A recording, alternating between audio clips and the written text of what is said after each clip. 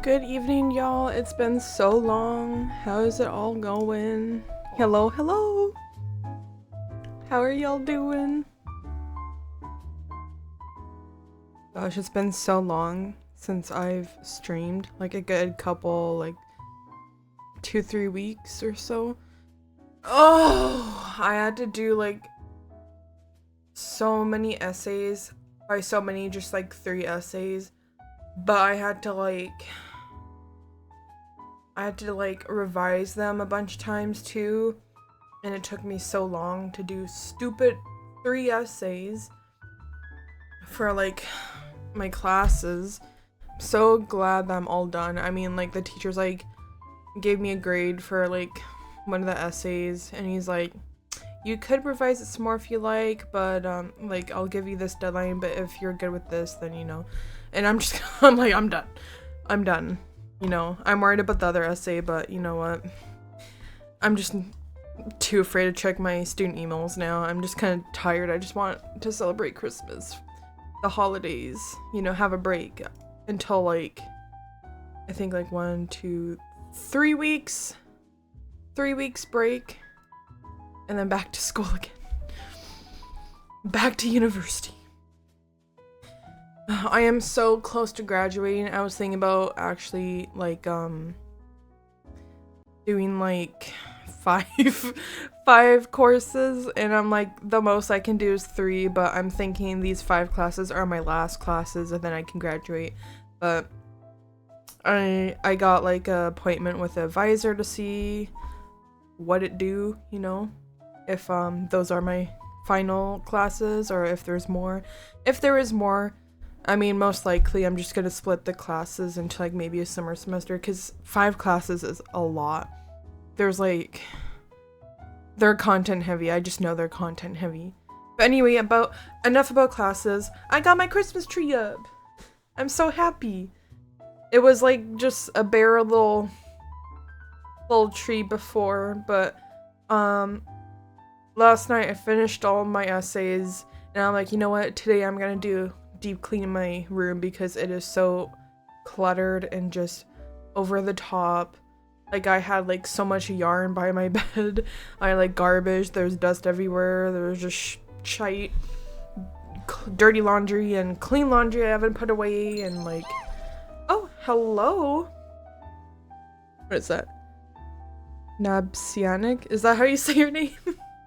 I'm sorry if I completely butchered that. Thank you so much for the follow. I really appreciate it. I was just yapping about deep winter cleaning I've been doing. Oh my god, my desk too was like so cluttered. And do y'all like ever feel kind of like if stressy, depressy or whatever, and then it like, you know, channels through like cluttering your room and being all dirty, and then you get overwhelmed about how like dirty and like cluttered it is, that it just overwhelms you more even though you're overwhelmed about it. It's just an endless cycle, but I finally cracked down on it and it's a lot better. Still more improvement though needs to be done, more cleaning, but I'm happy with it right now. I was actually not gonna stream today, most likely, but you know what? I really miss streaming. It's a stream day. We're gonna stream. I am wanting to play this one game I saw earlier, on, oh, gotta download that. Words. Where art thou? Words. On TikTok, I was like doom scrolling on TikTok so much because of my stressy, depressy end of school, you know. Anyway, I saw people playing this game, and the Cabin Factory it's called, and it looks really interesting. It's taken a hot minute to launch though.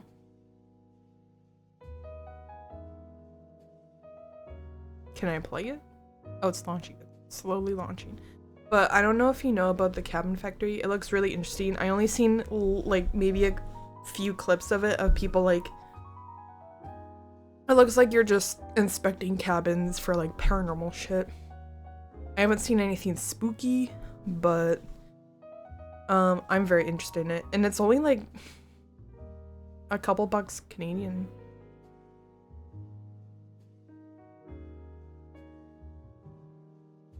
Wait, what?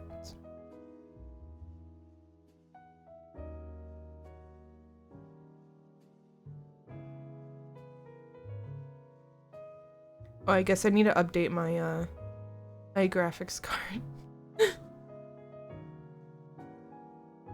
Okay. Game capture, Cabin Factory. Is that gonna fit? Yes. Let's turn the music down a bit.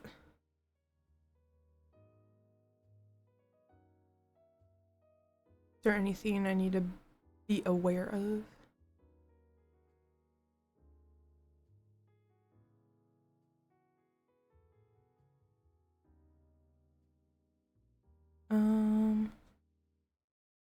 Gameplay. Graphics. Looks to be okay. Twitch. What does that mean? What does that mean?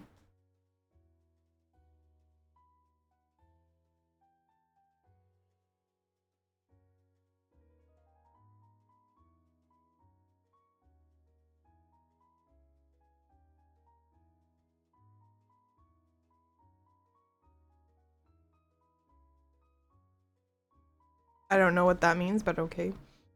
Should I like look that up? Hold on. I'm kind of...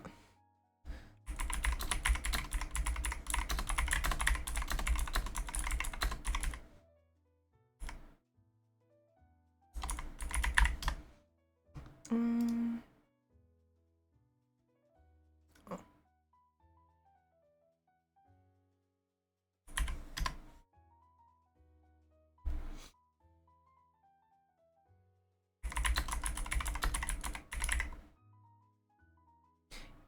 Cabin Factory Twitch mode, what is that?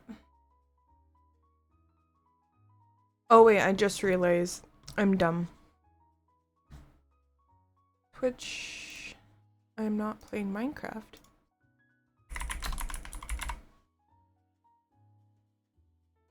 There you go. Cabin Factory. We're playing that, not Minecraft.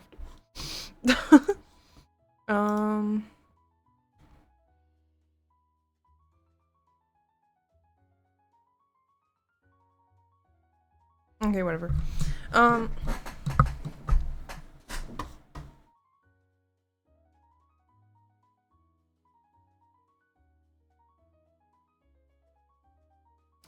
think we're good. Okay, let's...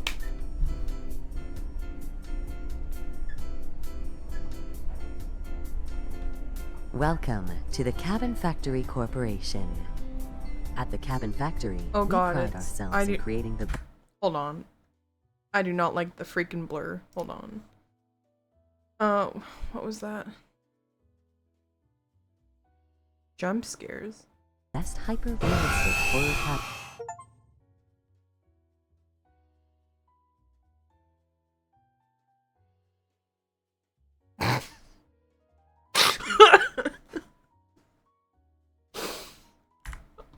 I got an achievement for that, and I didn't quite get that. I don't know what that was. Okay. I just want to get rid of the blur. Motion blur. Oh, no. Turn that ish off. For the movie and theme park industries. Starting today, you will be one of our cabin inspectors. Congratulations! Due to a recent legal dispute that falsely claims some of our cabins are haunted, it's now mandatory to inspect every cabin to ensure the safety of all users. It's important to highlight this claim is untrue and that we have had 0 cases of serious anomalies proven to be the corporation's fault. We're positive you will carry out these inspections thoroughly and perfectly. Okay, these controls are a little wonky. Hold on.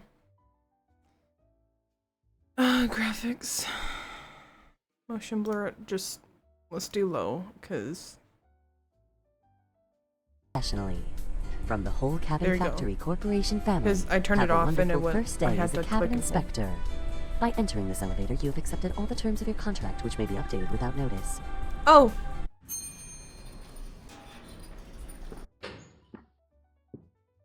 Okay, sensitivity is wild. Hold on. Can I camera sensitivity?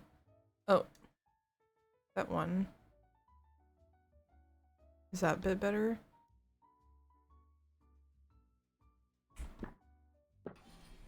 It's a little bit better, I guess.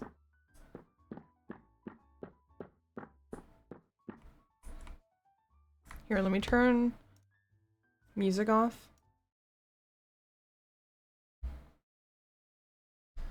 Okay. Where's my little bit? Okay. Now let's do this. Inspect the whole cabin. If haunted, turn back immediately and press danger. If safe, press clear. Any movement means the cabin is haunted. Okay.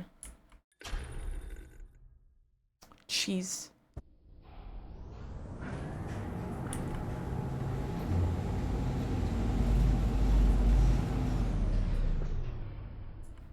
This looks like a cabin from like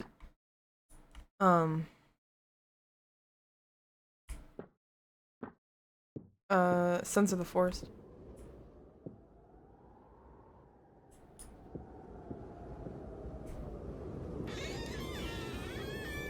Oh god.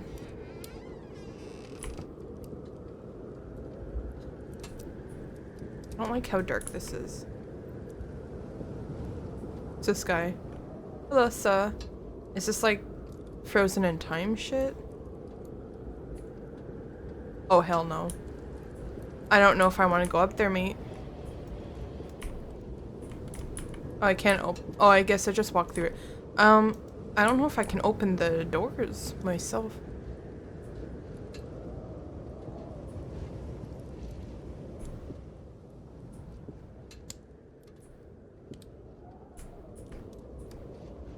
I don't like that.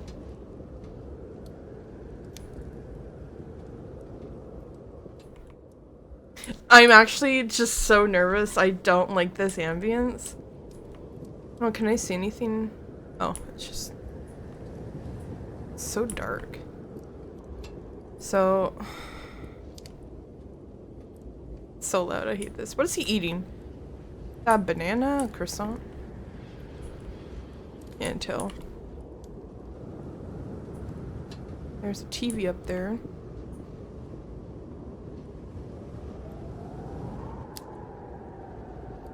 What the fuck?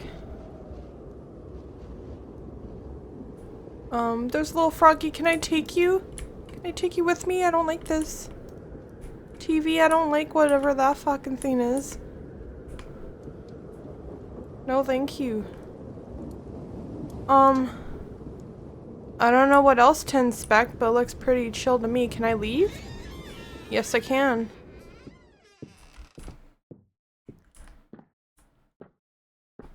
Okay, I think it's okay. That was really... Wait, what's this? Voting period. Oh. Okay, I see. It's a little twitchy thing. I don't think I really necessarily need that. Yeah. I don't really care for that. I think we're clear. There's some wild shit in there.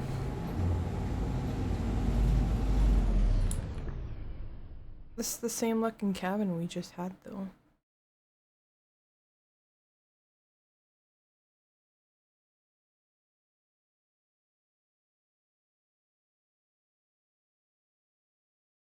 Like, it's really cold outside. I don't know.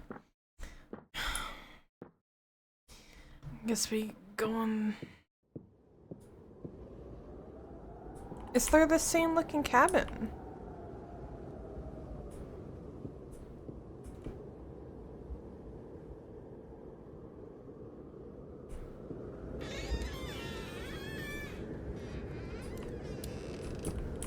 Okay. I don't like you. You freaking large ass portrait of some person. Some lady. Can I go in this room?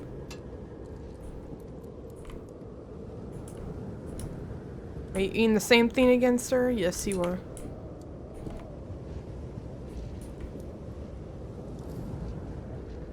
So I'm just here to see if there's any movement or whatever.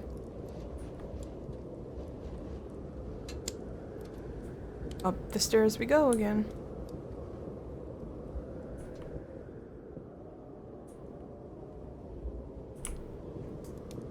No. No.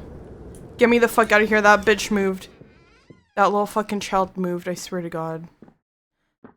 I actually feel so flushed. No. I don't like this at all. Who made this game?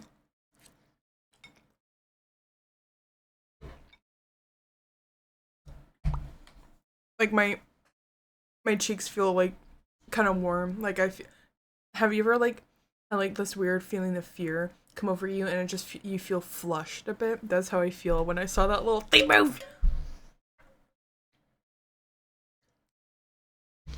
I'm scared something's gonna jump out at me. Oh, I don't like how quiet it is either. I honestly feel like putting some cozy music on.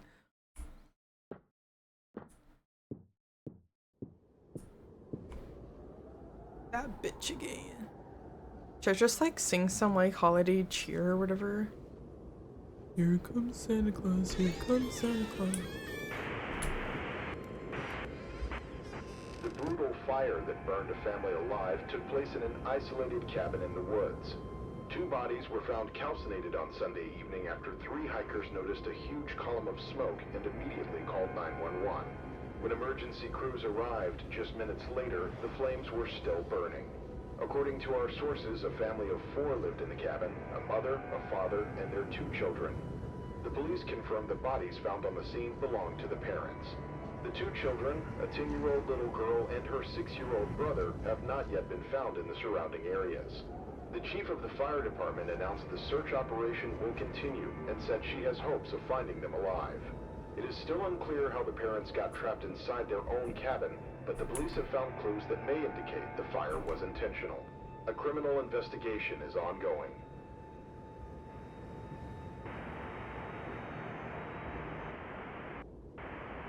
I'm assuming that portrait. Brutal fire that burned a family alive Oh, it's gonna took place in an repeat. isolated cabin in the woods.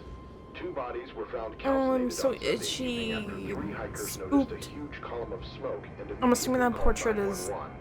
When emergency crews the wife arrived, or just something, minutes later, the flames and that's were the still husband, burning. According to our sources, a family of 4 and then lived that in one the little cabin, kid. a mother, a father, and their 2 children. The police confirmed the bodies found on the scene belonged to the parents. The 2 children, a 10-year-old little girl and her 6-year-old brother, have not yet been found in the surrounding areas. The chief of the fire department announced the search operation will continue and said she has hopes of finding them alive. It is still unclear how the parents got trapped inside their own cabin, but the police have found clues that may indicate the fire was intentional. A criminal investigation is ongoing.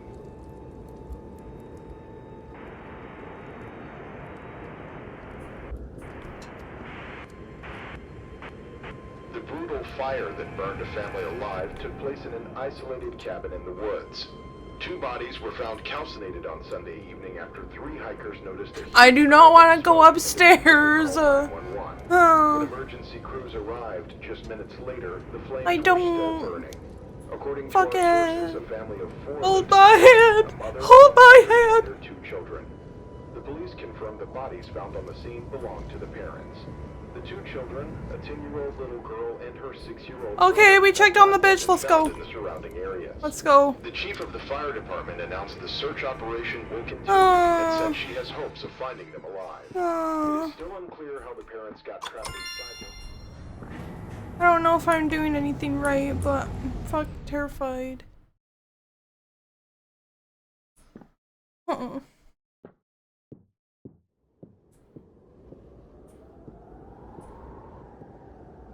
So I guess we got a little bit of lure.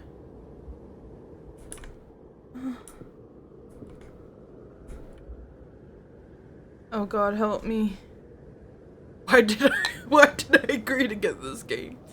I wonder if it's by the same people that did like Exit 8 or some shit. I didn't look. I didn't have a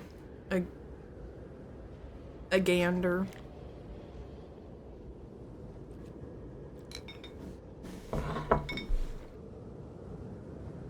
I'm terrified, mate. I feel like I'm gonna choke, gag, scream, cry, throw up.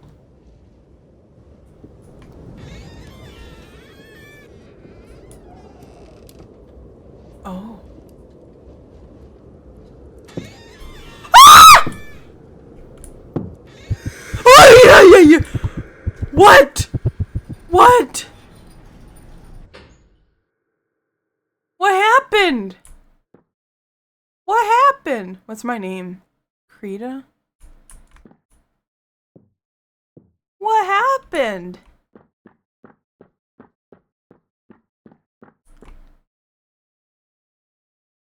Did I? Oh. Did I guess I died or some shit? What am I supposed to do?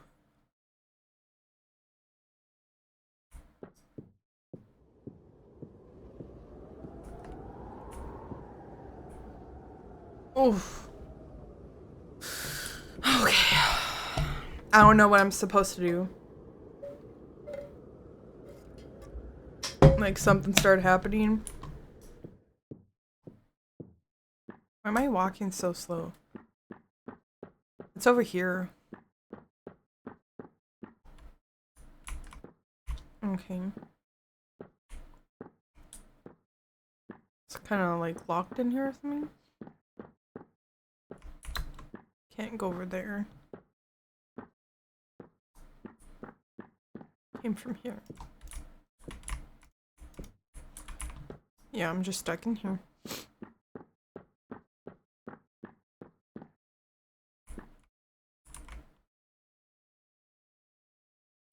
Any movement means the cabin's haunted.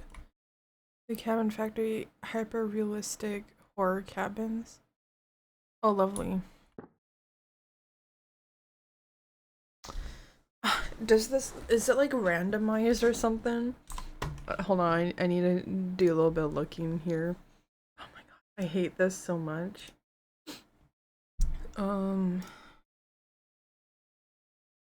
Okay, the cabin factory. It's an indie game.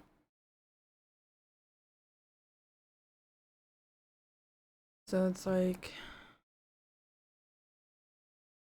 you just look at like anomalies or something. Oh, this came out what? Like a month ago? Oh no, it just came out recently. Came out yesterday. Oh, okay. Yeah, this game came out yesterday. It's a short horror anomaly hunting experience around 60 minutes. Inspired by liminal spaces, psychological horror, walking simulators like Exit 8. Okay, cool. Pools.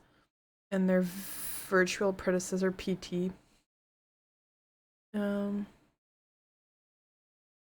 game may contain content not appropriate for all ages or may not be appropriate for viewing at work. Okay. Oh my god, okay. I don't like this. This game's terrifying.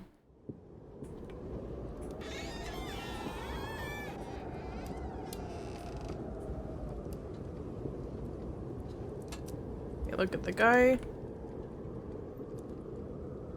I guess I just observe any movement happening.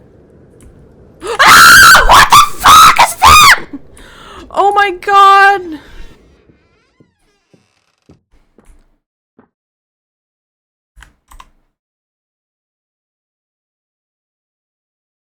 Listen. What is that? What is that bitch peering through the stairs for? Why? I don't want to play this game anymore. I do not any longer. How long have I been playing for? Like not even 30 minutes. How do you do this? How do people do it? Oh. I need a dumpling.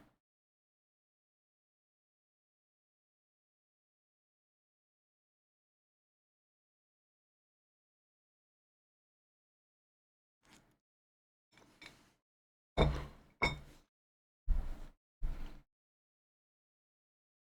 feel like that's not even... That's like nothing.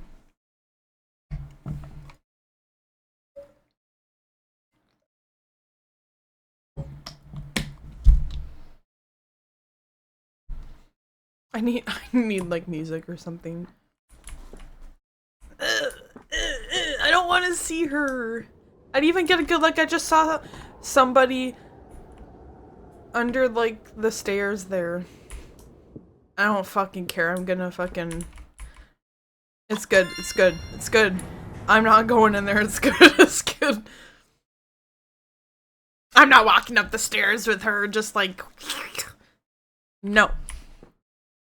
Oh my god. I don't even know if I can play this, mate. This is too scary. Like scary Minecraft has a little bit of predictability. I'm just like walking into this game blind. Oh my god. I really don't.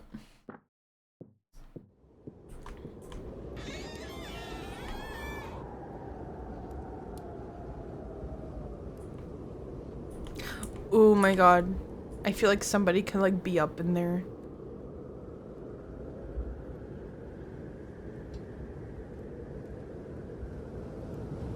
Oh my god. Oh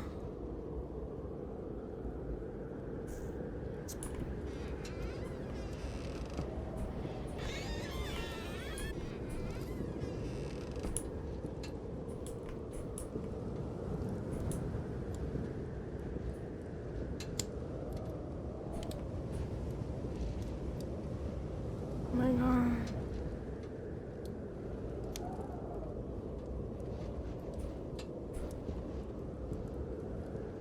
I'm not going upstairs. You know what? Screw this. Screw this. Screw this. Oh. So it does... Okay, so it does let you know if, like, you're correct or not. I'm not playing this game anymore. No. That was too scary. I'm gonna play it. I'm gonna play it again, but right now I just kinda want a friend. I feel like I need somebody here with me. Like someone in chat, someone on Discord, just somebody. Because I'm too spooked. I'm too scared. Oh god. Okay. I just love how, like, for Cabin Factory, the little logo is like the little froggy stuffy. I kind of want him. I wanna like grip onto that guy as I go into the cabin. I can't. It's too scary. we're gonna play something else now. Well, you wanna play some Minecraft, perhaps? Some scary Minecraft? Well, let's see. Should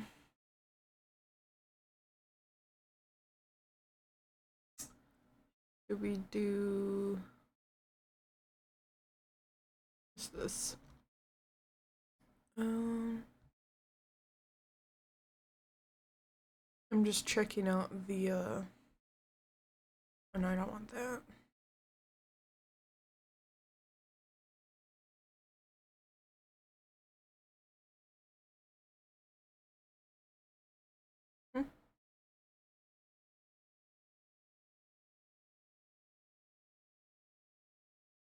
I just don't really want...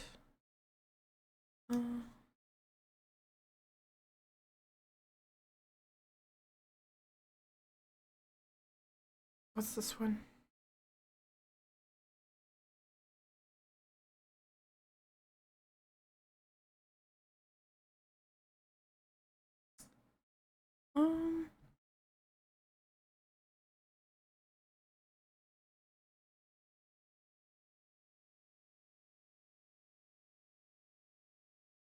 Why isn't it telling me what kind of mods are in?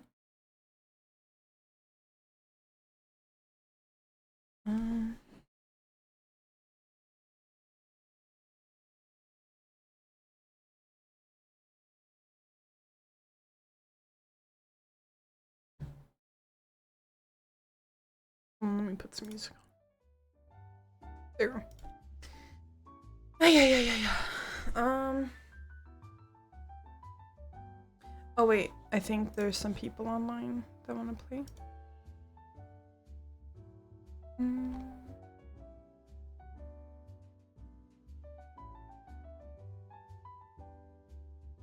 I'm still not over the image of that little creepy little demon, whatever that was, underneath the stairs.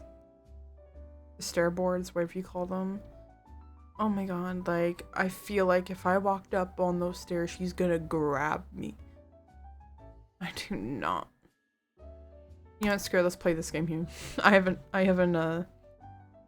checked this out. I don't even know what's about it, but it looks very interesting.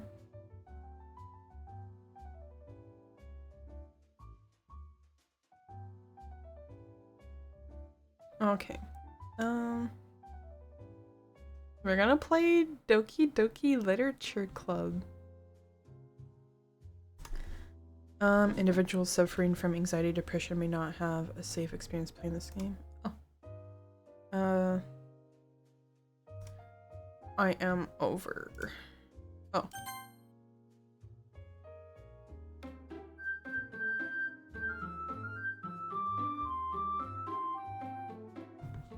Come on, gotta...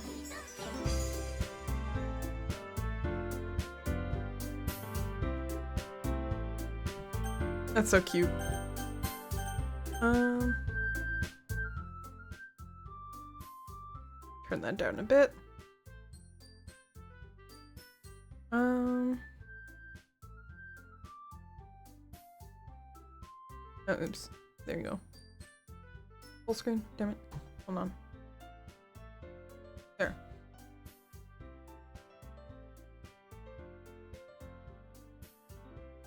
Okay, why is it doing this? Why is it being difficult? Windowed. There you go. That's better. Why? Why is this being weird?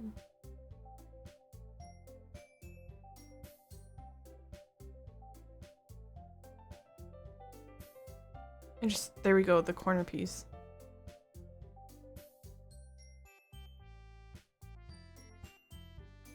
It's just gonna be weird like that? Okay, whatever. I don't care.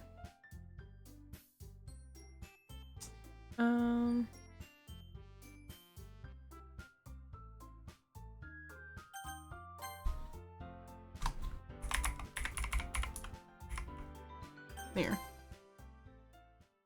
We're gonna play Doki-Doki. Hey! I see an annoying girl running toward me from the distance, waving her arms in the air. Like she's totally oblivious to any attention she might draw to herself. Oh wait, I always forget I should just, you know, change the...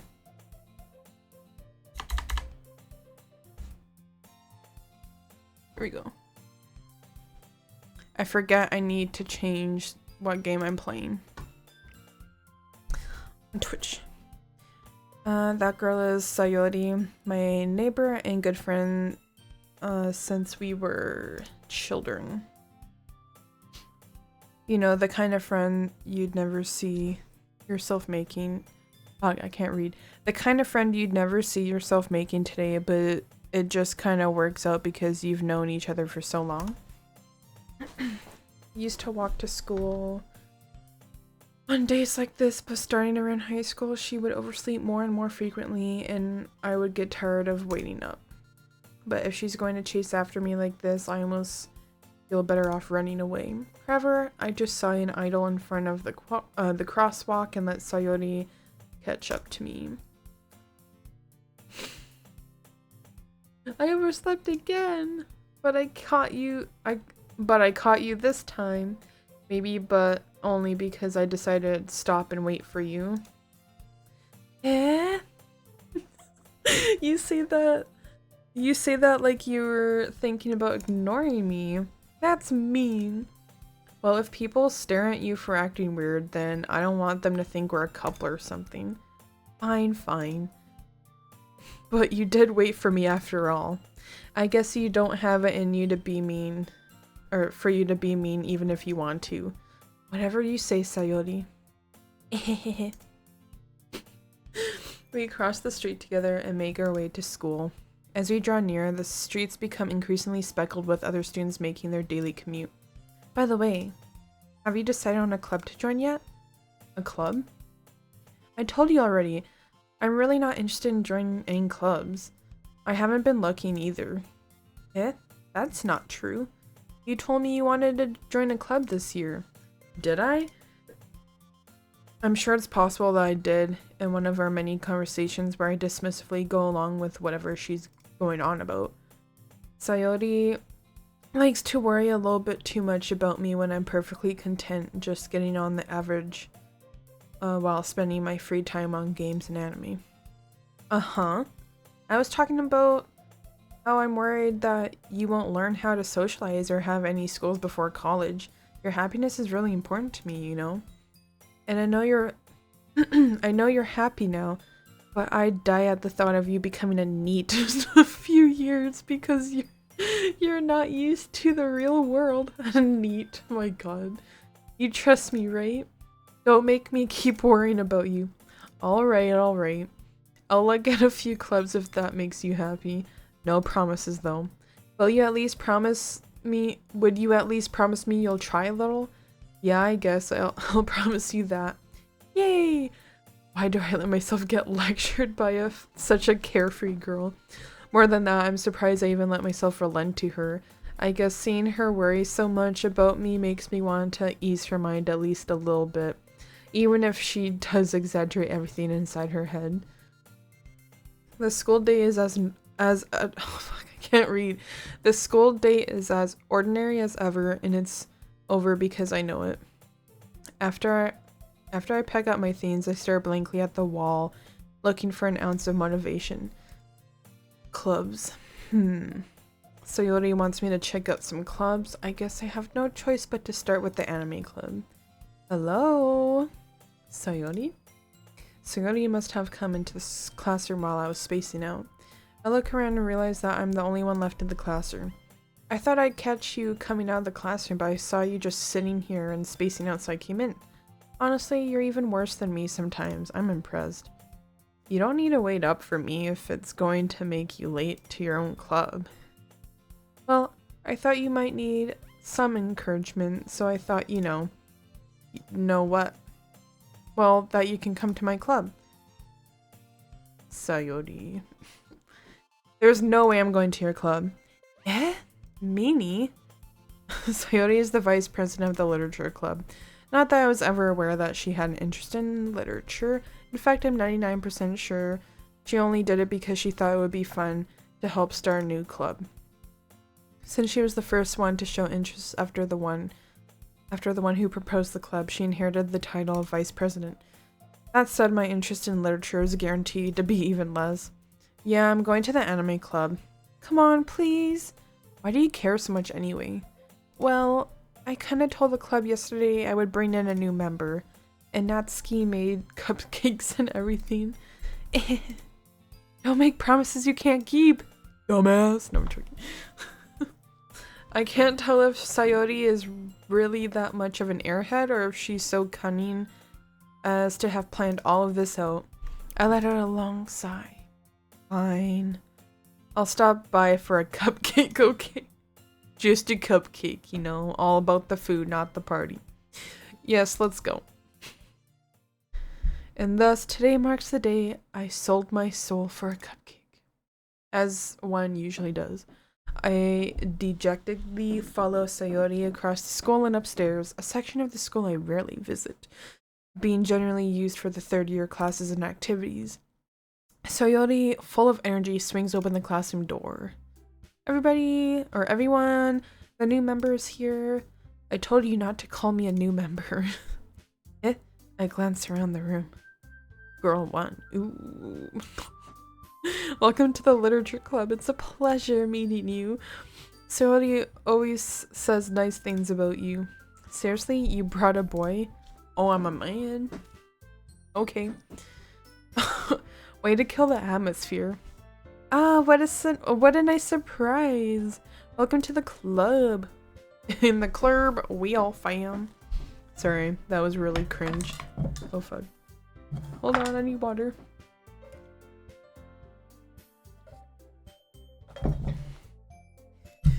Ayo. Okay.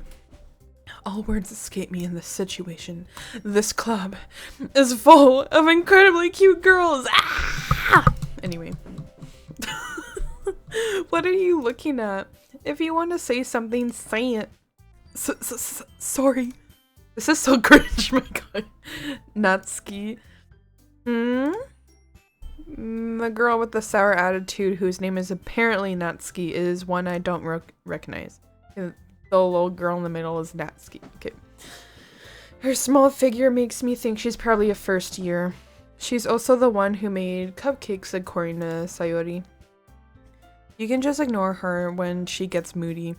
Sayori says that quietly in my ear, then turns back toward the other girls. Anyway, this is Natsuki, always full of energy. And this is Yuri, the smartest in the club. Oh, Yuri. Don't say things like that. I feel like I should just have fun with the, like a little bit of voice acting, you know, impressions, and just have fun with it and be cringe, because I am a big little otaku. I'm gonna have a little snack.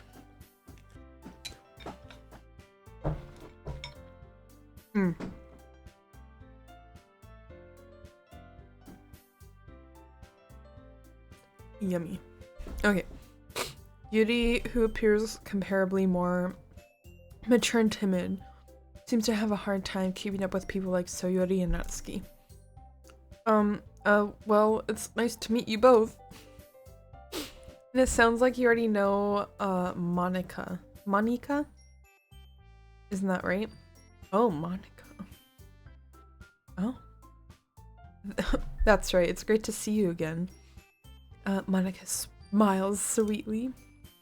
We do know each other well. We rarely talked, but we were in the same class last year. Monica was probably the most popular girl in class. Smart, beautiful, athletic. Basically completely out of my league. So having her smile at me so genuinely feels a little... You too, Monica. Come sit down. We made room for you at the table so you can sit next to me. Or Monica. I'll get the cupcakes. Hey, I made them. I'll get them. Sorry, I got a little too excited. And how about I make some tea as well? The girls have a few desks arranged to form a table. As Sayori mentioned, it's been widened so that there is one space next to Monica and one space next to Sayori. Natsuki and Yuri walk over to the corner of the room where Natsuki grabs a wrapped tray and Yuri opens the closet. Still feeling awkward, I take a seat next to Sayori. Natsuki... Sorry, I'm like burping a little bit. Damn. Natsuki proudly marches back to the table, tray in hand. Okay, are you ready? Ta-da! Whoa! They go. Whoa! Natsuki lifts the foil off the tray to reveal a dozen white, fluffy cupcakes decorated to look like little cats. Oh my god, little cats! The whiskers are drawn with icing, and little piece of chocolate were used to make ears. Oh, so cute! Yeah, I bet. I had no idea you were so good at baking, Natsuki. Or, Natsuki. Oh my god. Just hurry and take one. Sayori grabs one first, then Monica. I follow. It's delicious. Sayori talks with her mouth full and has already managed to get icing on her face. I turn the cupcake around in my fingers, looking for the best angle to take a bite. Natsuki's quiet. I can't help but notice her sneaking glances in my direction. Is she waiting for me to take a bite? I finally bite down. The icing is sweet and full of flavor. I wonder if she made it herself. This is really good. Okay, why does that kind of remind me of like Camp Rock, where like what's her face is doing this weird piano solo thing, and she's like doing these dances and just like keyboard mashing really, and then like Demi's like, she's really good. She's really good. Okay, anyway, this is really good. Thank you, Natsuki. Why are you thanking me? It's not like Haven't I heard this somewhere before? It's not like I made them for you or anything. I thought you technically did, Sayori said. Well, maybe.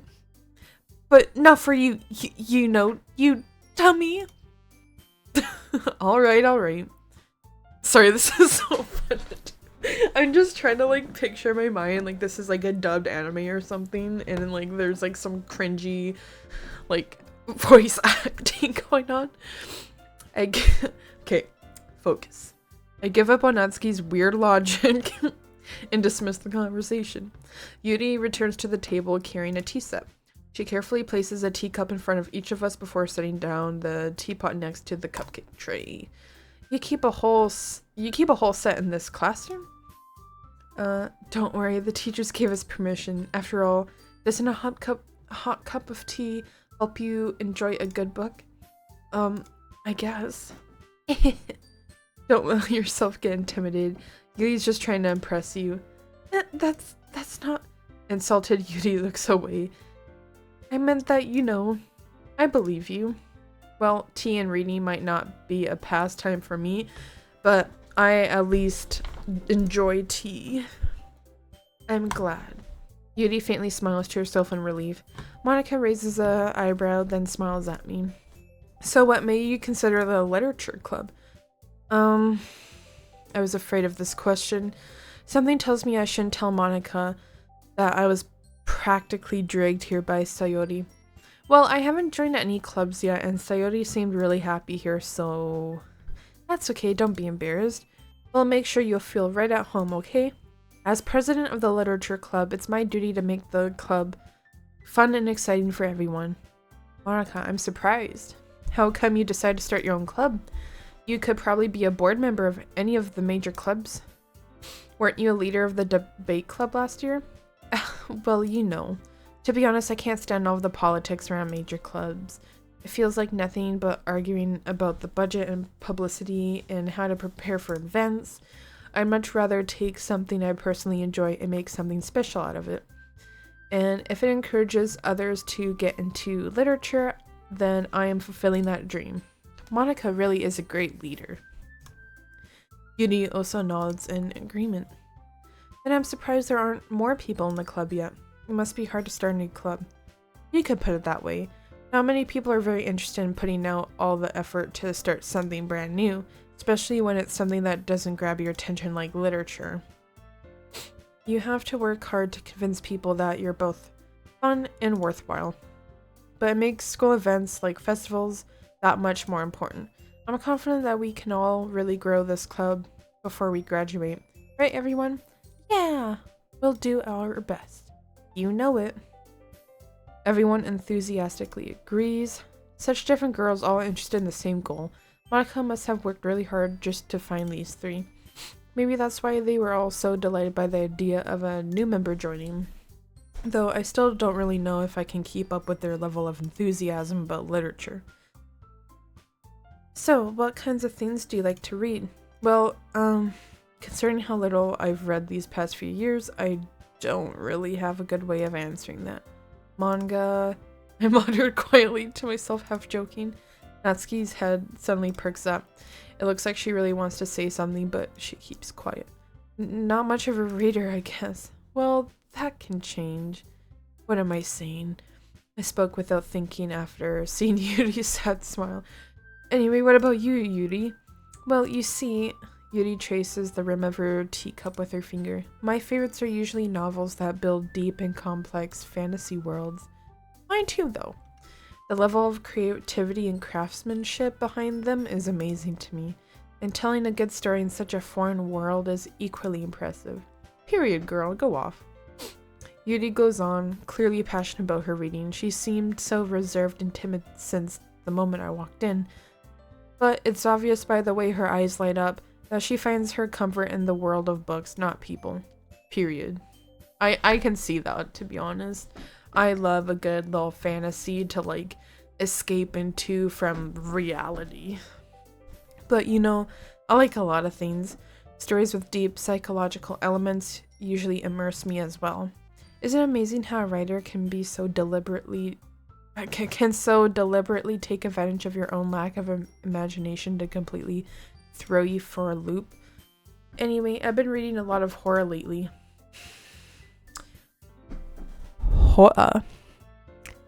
Horror?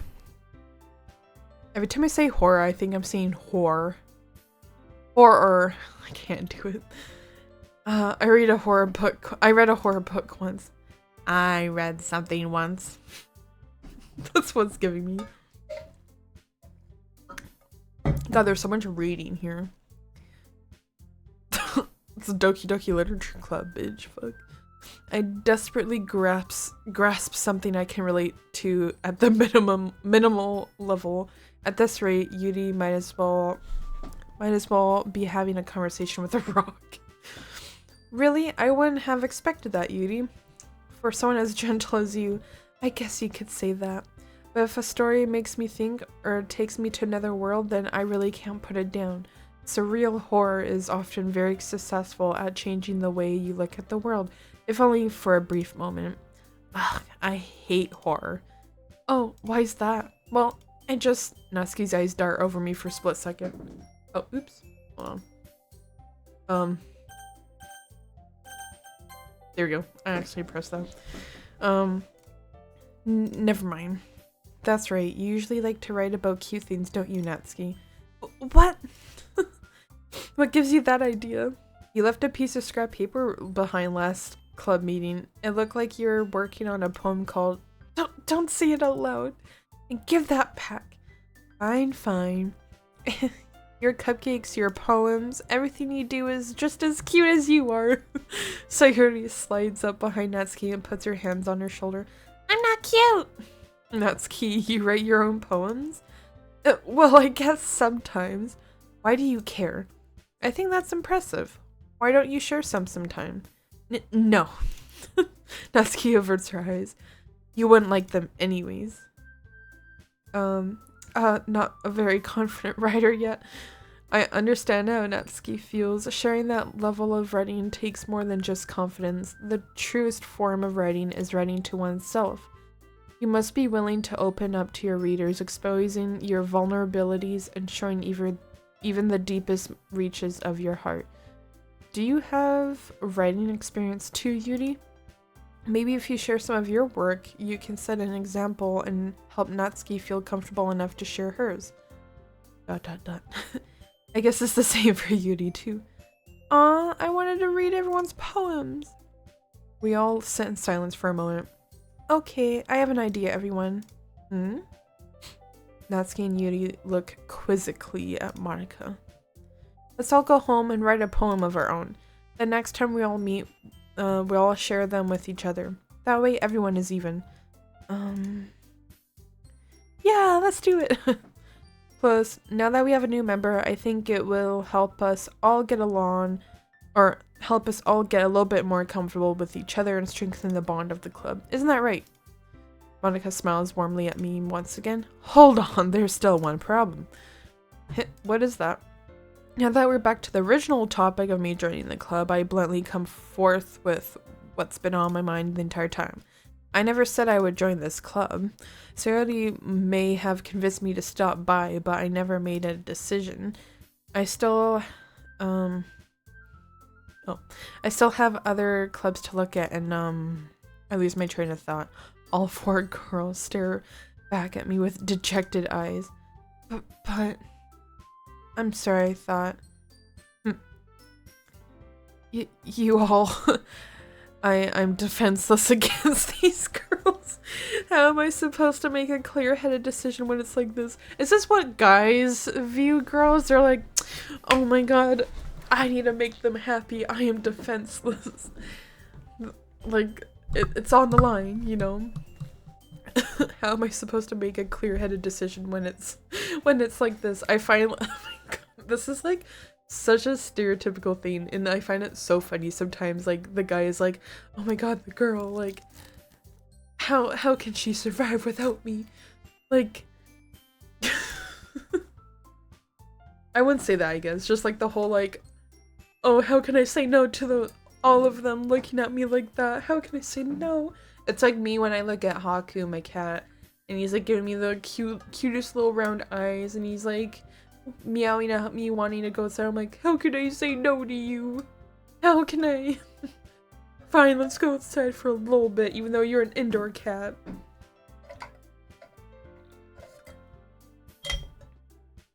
What is that? Oh. Okay, that is... If writing poems is the price I need to pay in order to spend every day with these beautiful girls. Right. Okay, I've decided then. I'll join the literature club. One by one, the girls' eyes light up. Yes, I'm so happy. Sayori wraps her arms around me, jumping up and down.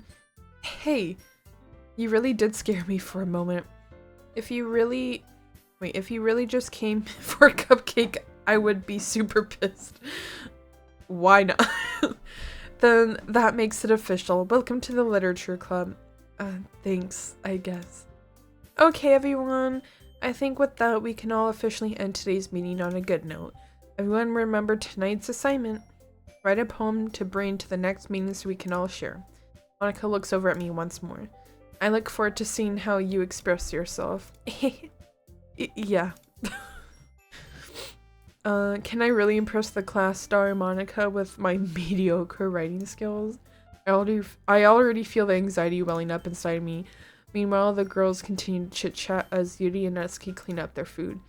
Hey, since we're already here, do you want to walk home together? That's right, Sayori and I never walk home together anymore because she's always stayed after school for clubs. Sure, might as well. Yay, she goes. With that, the two of us depart the club room and make our way home. The whole way, my mind wanders back and forth between the four girls, Sayori, Natsuki, Yuri, and of course, Monica. Will I really be happy spending every day after school in a literature club? Perhaps I'll have the chance to grow closer to one of these girls. Perhaps. I'll just need to make the most of my circumstance, and I'm sure good fortune will find me. I have a feeling it's not good. And I guess that starts with writing a poem tonight. I heard this game has some fuckery. Oh! It's time to write a poem. Pick words you think your favorite club member will like. Something good might happen with whoever likes the poem the most. Okay. Have to make a poem. Okay, I kinda like this. Alright. So let's see. Do landscape. I honestly don't know. Who's the one that liked the... Was it Yuri that really liked the fantasy stuff? I might do that. Do romance. Adventure.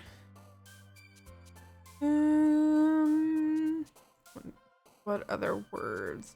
Desire.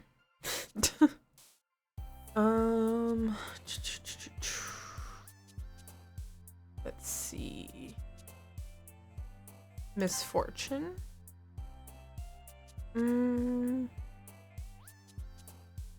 Climax. Not in that way, like the climax of a story, you know, like the peak before it, like all, you know, settles.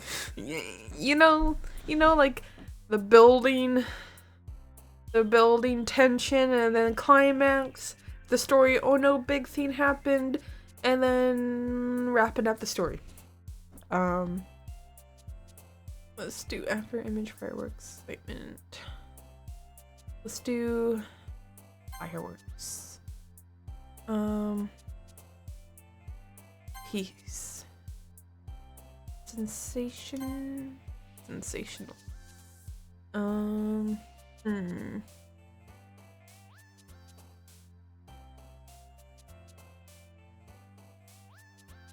just picking random words. I don't know if this is like if this is like actually gonna be the random words or if it's gonna generate something.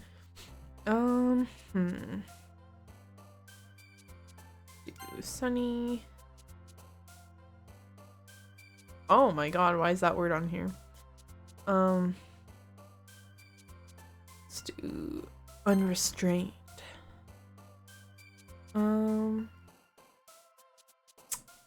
Let's do joy. Imagination.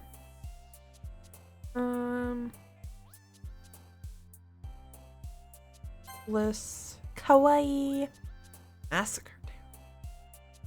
Kiss. Vivid. Fantasy.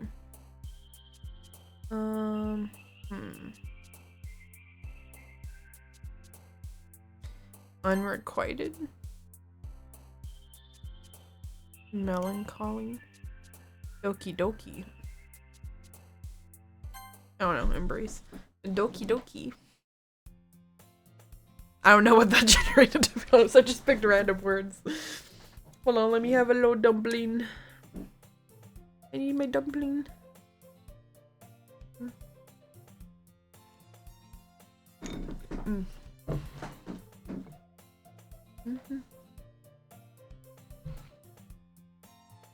Okay.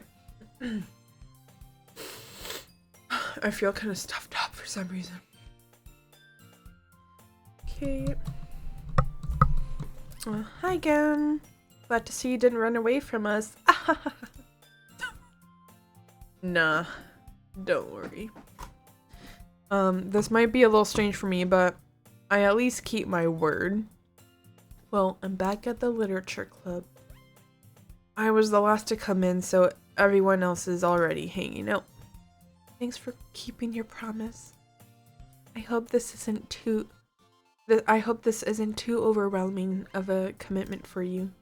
making you dive headfirst into literature when you're not accustomed to it. Oh, come on, like he deserves any slack. So you already told me you didn't even want to join any clubs this year. And last year too. I don't know if you plan to just come here and hang out or what, but if you don't take us seriously, then you won't see the end of it. Natsuki, you certainly have a big mouth for someone who keeps her manga collection in the club room. What do you mean? Like, that's not embarrassing. I love manga. I have my own manga collection right here. There's so much manga. I spent so much money on that shit. I'm a degenerate. Natsuki finds herself stuck between saying Monica and manga. Manga is literature. Swiftly defeated, Natsuki plops back into her seat. Don't worry, guys. Mem always gives it his best as long as he's having fun. He helps me with busy work without me even asking, like cooking, cleaning my room. How dependable. How dependable. Sayori, that's because your room is so messy it's distracting, and you almost set your house on fire once. Is that so? You two are already good friends, aren't you? I might be a little jealous. How come you and Mem can become good friends too? Sayori? As usual, Sayori seems oblivious to the weird situation she's just put me into. Oh, Yuri even brought me something today, you know. Wait, Sayori? Me? Not really. Don't be shy. It's really nothing. What is it? Never mind. Sayori made it sound like a big deal when it's really not. What do I do? I'm sorry, Yuri, I wasn't thinking. I guess that means it's up to me to rescue the situation. Hey, don't worry about it. First of all, I wasn't expecting anything in the first place, so any nice gesture from you is a pleasant surprise. It'll make me happy no matter what. Is that so? Yeah, I won't make it a big deal if you don't want it to be. Alright, well here. Yuri reaches into her bag and pulls out a book. I don't want you to feel left out, so I picked out this book that I thought you might enjoy.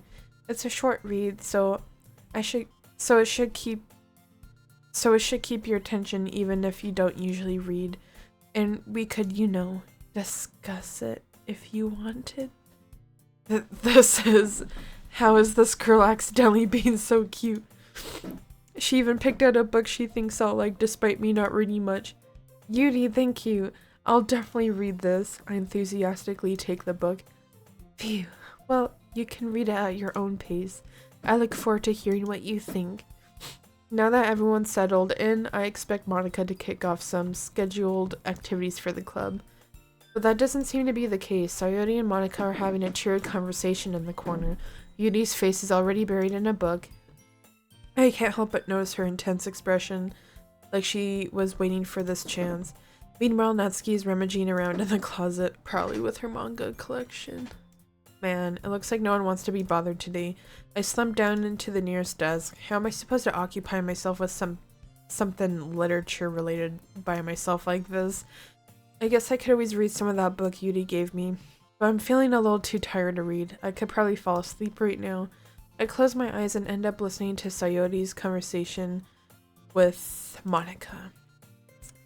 We're probably gonna seem really lame compared to all the other clubs though. Well, we can't give up. The festival is our chance to show everyone what literature is all about. The problem is that the idea of literature club sounds too dense and intellectual, but it's not like that at all, you know. We just need a way of showing that to everyone. Something that speaks to their creative minds. That doesn't solve the problem though. What do you mean? Even if we come up with something fun... even if we come up with the most fun thing ever, nobody will come in the first place if it's a literature event. So it's more important to figure out how to get people to show up in the first place, you know? And after they come, we can do the thing to speak... after they come, we can do the thing to speak to their creative minds. What's this? Sayori is taking this seriously. It's rare to hear her deliberating like this. Huh? That's a good point. In that case, do you think food will do the trick? What kind? Well, I guess we could. Cupcakes! Good thinking. Natsuki would love to do that. You're right. Natsuki makes the best cupcakes. That works out perfectly. That wasn't why you suggested it? Cupcake speaks to my creative tummy. ... Cupcakes it is then. I'm hungry. Anyways, we still need to work out the details of the event itself. I find myself smiling. In the end, Sayori is still her usual self, but therein lies the unexpected reason I admire her. Unlike me, who has trouble finding any motivation at all, Sayori can put her mind to things and make them come to life. I suppose that's why I end up letting her get on my case about things.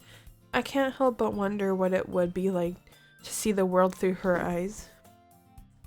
Wow! I opened my eyes to find Sayori's face filling my vision. I nearly fell out my chair. Sorry. Wait, actually, I'm not sorry at all. It's your fault for sleeping like that. This isn't the napping club. Does our school have a napping club? You're staying up late again, aren't you? Now that you're in a club, you're gonna have less time for anime, you know. What, staying up late watching anime or something? Hell yeah. You'll need to get used to it. Don't say that out loud. I glance over my shoulder to see if Monica overheard. It's true though. Yeah. I know. You're always looking out for me, Sayori. It's what I do best. That's a problem. What about you? You look out for me better than you look out for yourself. You're still oversleeping every day, aren't you? Not every day. That's not very convincing. How many days this past week have you gone up on time? It's a secret. I knew it. Come on. At least give me the benefit of the doubt. I can't even do that. Look, Sayori, it's written all over you. Huh? So Sayori glances around at herself. How is it written all over me? You were clearly in a rush this morning. Look, your hair's sticking out all around here. I ran my fingertips down the side of Sayori's hair, trying to straighten it out. Man, you really need a brush for this. My hair is just really hard to get right. I won't fall for that. There's more than just your hair. Look, your bow isn't straight either. And there's a toothpaste stain on your collar right here. I try to wipe off the stain with my finger. But no one would ever notice that. Of course they would. No one's gonna tell you about it because they don't want to embarrass you. Fortunately, I really don't care about that. Hey, you meanie. And you don't even give your blazer, or you don't even keep your blazer buttoned up. Seriously, Sayori. Why do you think you don't have a boyfriend yet? Huh? That's super mean. Sorry, but you'll thank me later. I start to button her blazer from the bottom. Once you see how much better it looks, you'll change your mind. Oh, this angle. This is so funny. What is? Well, I was just thinking how weird it is to have a friend who does these kinds of things. Why is she looking like that, first of all? She looks a little, like, frazzled. Huh? Don't say that. Don't make me feel weird about it, stupid. It's okay, though. I'm happy we're like this, aren't you? I guess? Hey, be careful. The button might come off. Why is this one so hard to close? I struggle to fully close the button near her chest. Does this thing even fit you properly? It did when I bought it. Sigh. If you ever buttoned it, you would have noticed that. If you ever buttoned it, you would have noticed sooner that it doesn't fit you anymore. What are you smiling about? It means my boobs got bigger again. Don't say that out loud. Anyway, you look much better now, so... why does it feel strange to see Sayori's blazer buttoned up like that? It's so stuffy. Ooh, it's not worth it at all. So Sayori hastily unbuttons her blazer once more. Phew, that's so much better. Sayori puts her arms out and twirls around. So if I keep it unbuttoned, then I won't get a boyfriend, right? What kind of logic is that? And why are you saying like that's a good thing? Because if I had a boyfriend, then he wouldn't even let you do things like this. And you take care of me much better than anyone else would anyway. So that's why I'm keeping it unbuttoned. Stop saying all these embarrassing things. Eh? I didn't say anything embarrassing. Jeez. Well, anyway, just focus on trying to wake up a little earlier. Only if you focus on going to bed earlier. Fine. It's a deal. I guess we really are better at taking care of each other than we are taking care of ourselves. Yeah, I guess so, huh? So maybe you should come wake me up in the morning. You're doing it again, Sayori. I was just joking that time. Man, it's impossible to tell with you sometimes. Okay, everyone. Eh? Monica suddenly calls out. Why don't we share the poems we wrote now? Yay! I can't wait to read yours, Mom. Yeah, same.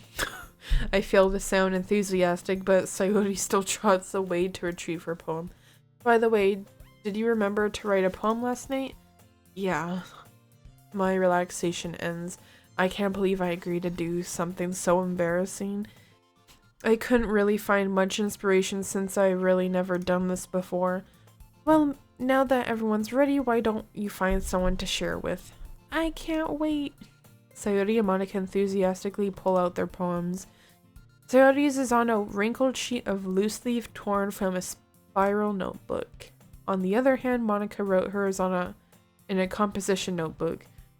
I can already see Monica's pristine handwriting from where I sit. Natsuki and Yuri reluctantly comply as well, reaching to their bags. I do the same myself. Who should I show my poem to first?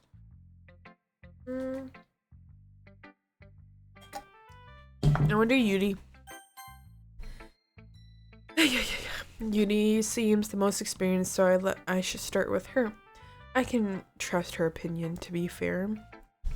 I don't even know what I wrote. I just mashed a bunch of words together. I don't know.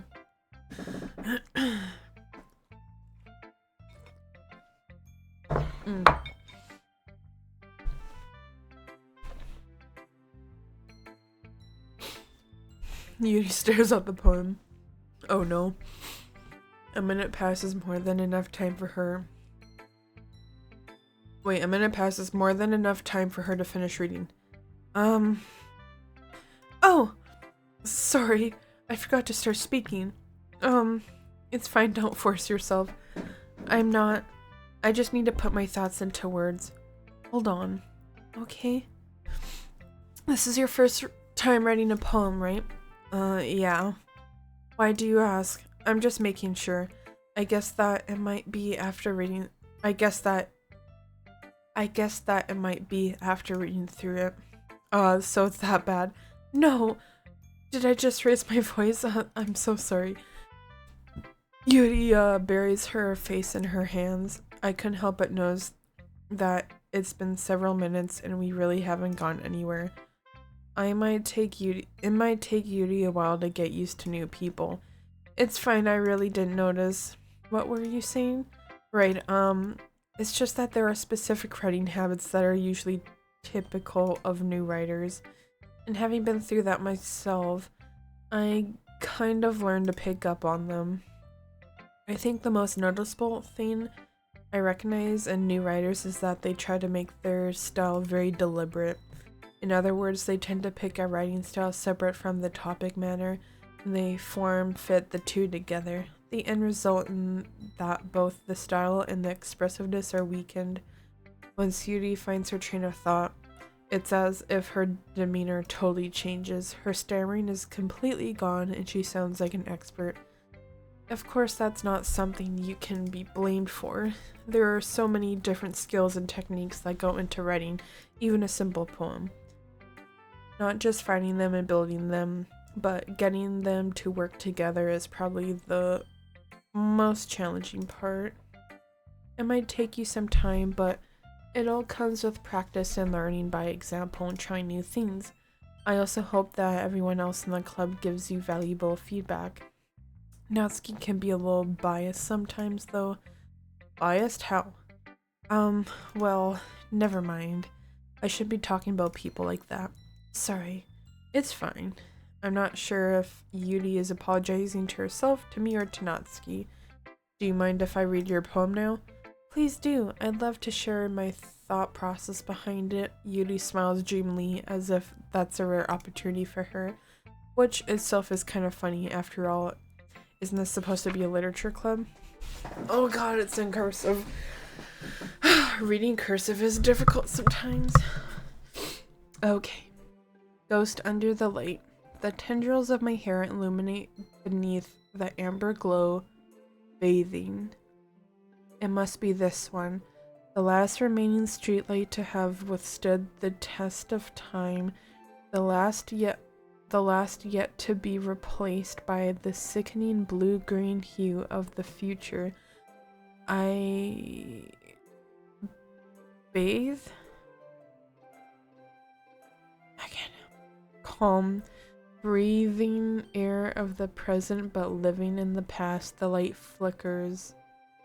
I flicker back. Interesting. Click outside poem area to continue. Okay. I'm sorry I have such terrible handwriting. What? I wasn't thinking that at all. It took you a long time to read. Well, I just don't read script very often. Me too. I actually think your handwriting is pretty. That's a relief. Also, I like the poem. Even though it's short, it was really descriptive. It wasn't too short. I usually write longer poems. No. Or not at all. I'm really glad you liked it. I'll be honest, since our first time sharing, I wanted to write something a little more mild. Something easy to digest, I suppose. Oh, I missed that. Was it? Are you into ghosts, Yuri? Okay. Hoo. Actually, the story isn't about a ghost at all. Really?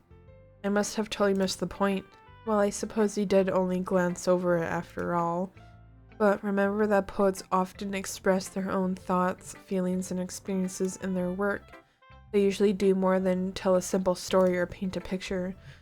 In this case, perhaps the subject of the poem is only being symbolically compared to a ghost, lingering in her last remaining place of comfort, unable to let go of the past, and soon to be left with nothing. That's a lot more solemn putting it that way. I hadn't even thought of that. That's impressive. It's nothing, really. Well, it makes me happy that you think that way. And just remember that it won't be long before you pick up on these things too. Yeah, maybe you're right. I guess I'll have to keep trying. I'm counting on you. Who should I show my poem to next? Let's get Natsuki over with. I want to hear her biased opinion. Well, it's about what I expected from someone like you.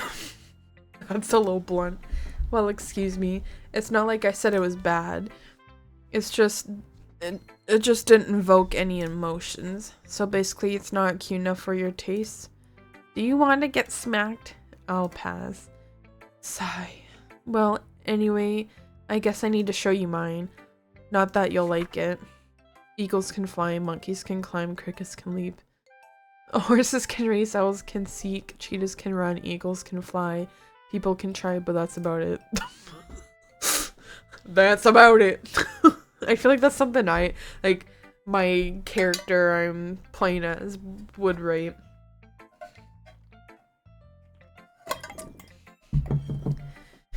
Yeah. I told you you weren't gonna like it. I like it. I like it too. It's kind of just like there. And that's about it. I like that. That's funny. What? Just be honest. I am. Why are you so convinced that I wouldn't like it? Well, because everyone in high school thinks that writing has to be all sophisticated and stuff, so people don't even take my writing seriously. But isn't the point of poems for people to express themselves? Your writing style wouldn't make your message any less valid. Yes, exactly. I like when it's easy to read, but it hits you hard. Like in this poem, seeing everyone around you do great things can be really disheartening, so I decided to write about it. Yeah, I understand. But the other nice thing about simple writing is that it puts more weight on the wordplay. Like I set up for a rhyme at the end, but then made it fall flat on purpose. It helps bring out the feeling in the last line, so you did. I guess more went into that than I realized. That's what it means to be a pro. I'm glad you learned something. Didn't expect that from the youngest one here, did you? Yeah, I guess not. I decided to humor her with the last comment. I don't really care how old everyone is, but if Natsuki is feeling proud, then I won't take that away from her. Period. Monica. Hi, ma'am. Having a good time so far? Yeah. Good, glad to hear it. By the way, since you're new and everything, if you ever want any if you ever have any suggestions for the club, like new activities or things we can do better, I'm always listening. Don't be afraid to bring things up, okay? Alright, I'll keep that in mind. Of course I'll be afraid to bring things up. I'm much better off just going with the flow until I'm more settled in. Anyway, want to share your poem with me? It's kind of embarrassing, but I guess I have to. Don't worry, Mem. We're all a little embarrassed today, you know? But it's that sort of barrier that we'll all learn to get past soon. Yeah, that's true. I hand Monica my poem. I like this one. It makes me think of something Sayori would like. Is that so? You and Sayori are really good friends, right? I wouldn't be surprised if you had those sorts of things in common. Oh well, we may be good friends, but Sayori and I are actually really different. Well, that may be the case, but maybe there are also some similarities that you wouldn't expect. The way she talks about you, it sounds like the two of you really care about each other's well-being. Even if you show it in different ways, it ends up being more similar than you think. So, I think that's the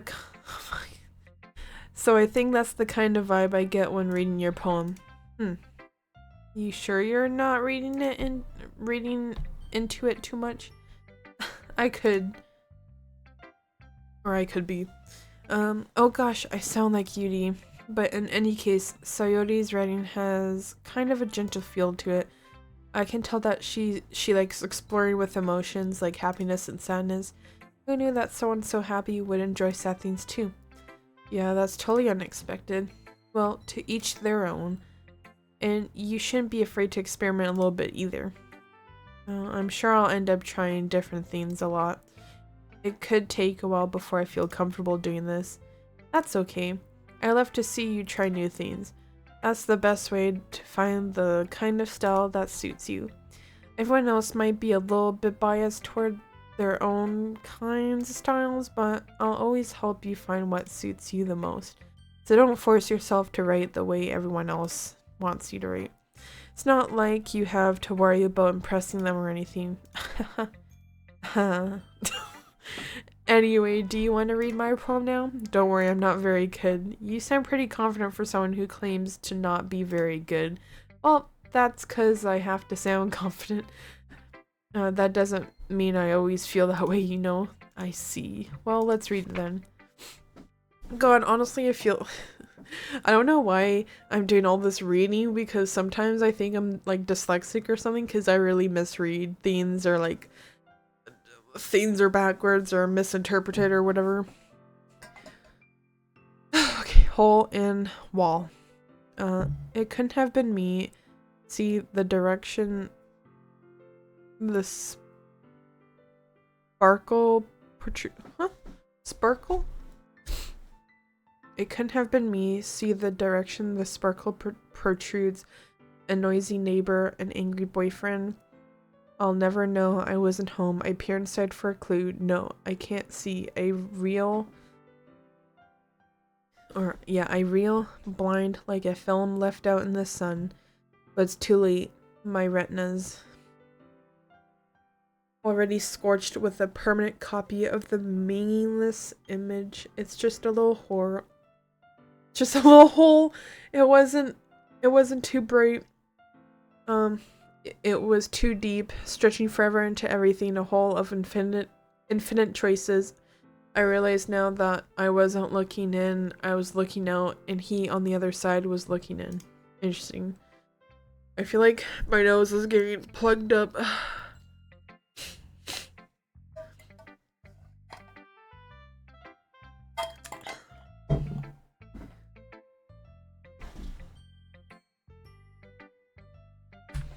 Like those are different colors.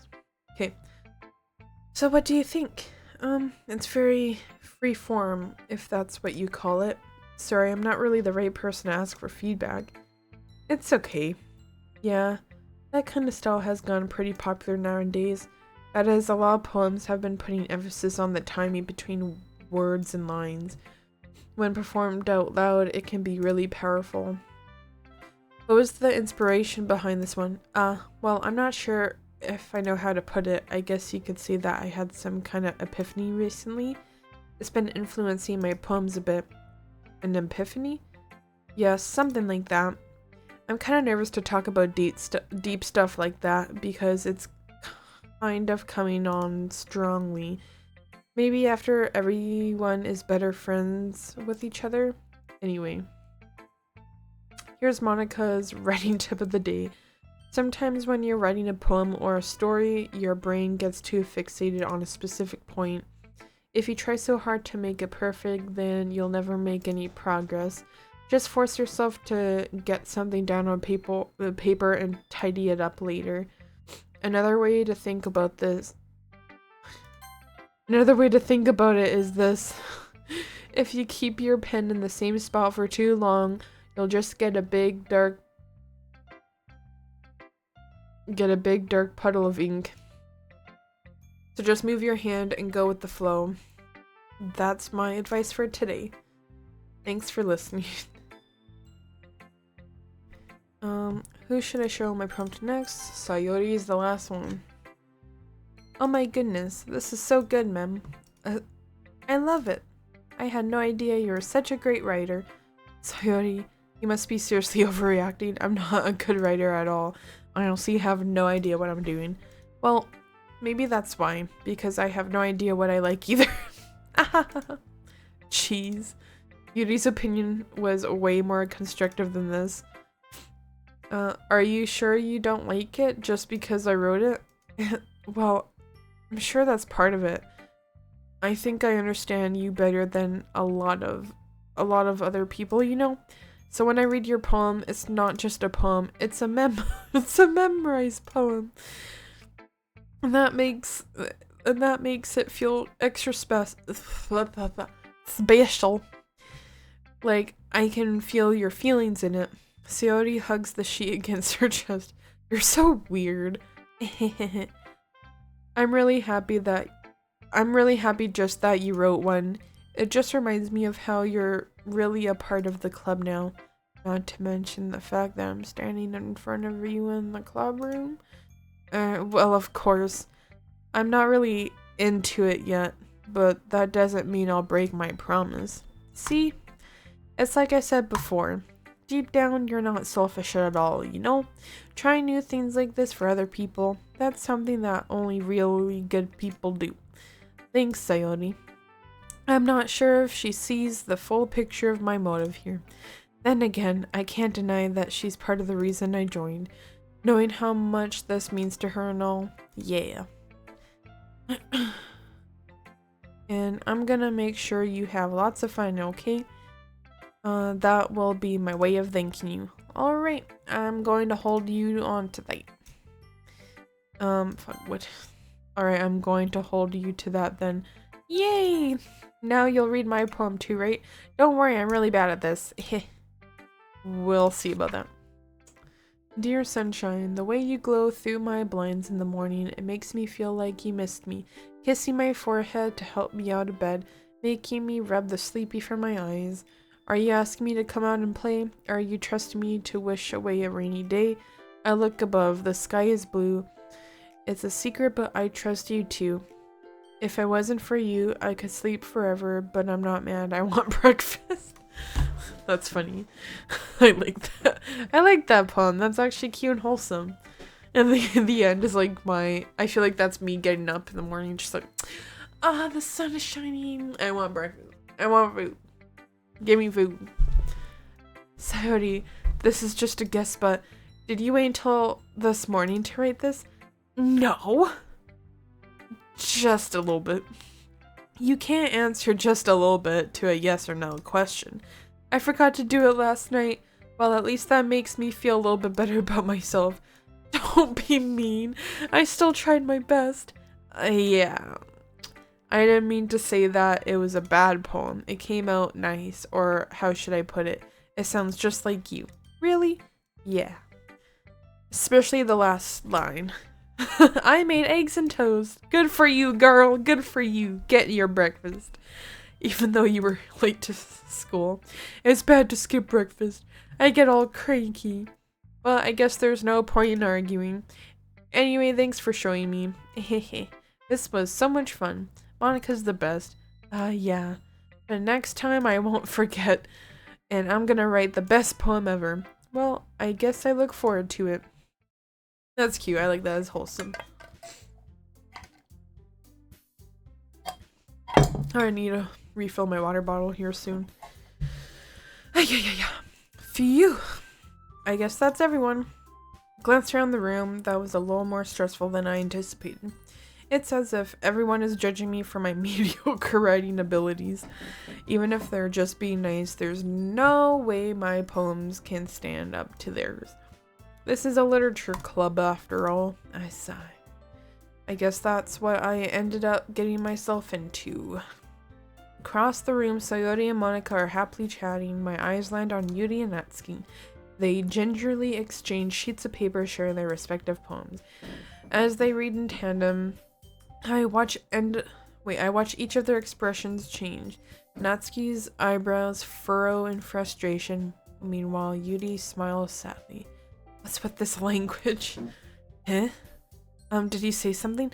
Oh, it's nothing. Natsuki dismissively returns the poem to the desk with one hand. I guess you could say it's fancy. Thanks. Yours is cute. Cute? Did you just completely miss the symbolism or something? It's clearly about the feeling of giving up. How can that be cute? I know that. I just meant the language, I guess. I was trying to say something nice. Eh? You mean you have to try that hard to come up with something nice to say? Thanks, but it really didn't come out nice at all. Well, I do have a couple suggestions. If I was looking for suggestions, I would have asked someone who actually liked it. Which people did, by the way. Sayori liked it. And Mem did too. So based on that, I'll gladly give you some suggestions of my own. First of all, excuse me, I appreciate the offer, but I spent a long time establishing my writing style. I don't expect it to change anytime soon, unless of course I come across something particularly inspiring, which I haven't yet. And Memorize liked my poem too, you know. He even told me he was impressed by it. Natsuki suddenly stands up. Oh? I didn't realize you were so invested in trying to impress our new member, Yuri. That's not what I... Ugh. You just... Yuri stands up as well. Maybe you're just jealous that Memorize appreciates my advice more than he appreciated yours. Huh? And how do you know he didn't appreciate my advice more? Are you that full of yourself? I know. What is going on here? If I was full of myself, I would deliberately go out of my way to make everything I do overly cutesy. Ooh. Is everyone okay? Well, you know what? I wasn't the one whose boobs magically grew a size bigger as soon as Memorize started showing up. What? Natsuki? Natsuki, that's a little... This doesn't involve you. I don't like fighting guys. Suddenly, both girls turned towards me, as if they just noticed I was standing there. Mem, she's just trying to make me look bad. That's not true. She started it. If she could get over herself and learn to appreciate that simple writing is more effective, then this wouldn't have happened in the first place. That's the point. What's the point in trying... What's the point in making your poems all convoluted for no reason? The meaning should jump out at the reader, not force them to have to figure it out. Help me explain that to her, ma'am. Wait, there's a reason we have so many deep and expressive words in our language. It's the only way to convey complex feelings and meaning the most effectively. Avoiding them is not only unnecessarily limiting yourself, it's also a waste. You understand that too, right, ma'am? I'm just here like, I'm gonna head out. Well, how did I get dragged into this in the first place? It's not like I know anything about writing. Ah! But whomever I agree with, they'll probably think more highly of me. So of course that's going to be help me, Sayori. Natsuki. Natsuki glares at me, drying up any words I had in my mouth. So instead I turned to Yuri. Yuri? But Yuri's expression is so defenseless that I can't bring myself to say anything to her. Sayori, eh? Yeah, everyone's fighting is making Sayori uncomfortable. How can the two of you keep fighting when you know you're making your friend feel like this? Well, that's her problem. This isn't about her. I agree. It's unfair for others to interject their own feelings into our conflict. Yeah, unless Sayori wants to tell Yuri what a stuck-up jerk she's been. She would never. It's your immaturity that's made her upset in the first place. Excuse me? Are you listening to yourself? This is exactly why nobody likes you. Oh, stop! Natsuki, Yuri, you guys are my friends. I just want everyone to get along and be happy. My friends are wonderful people, and I love them because of their differences.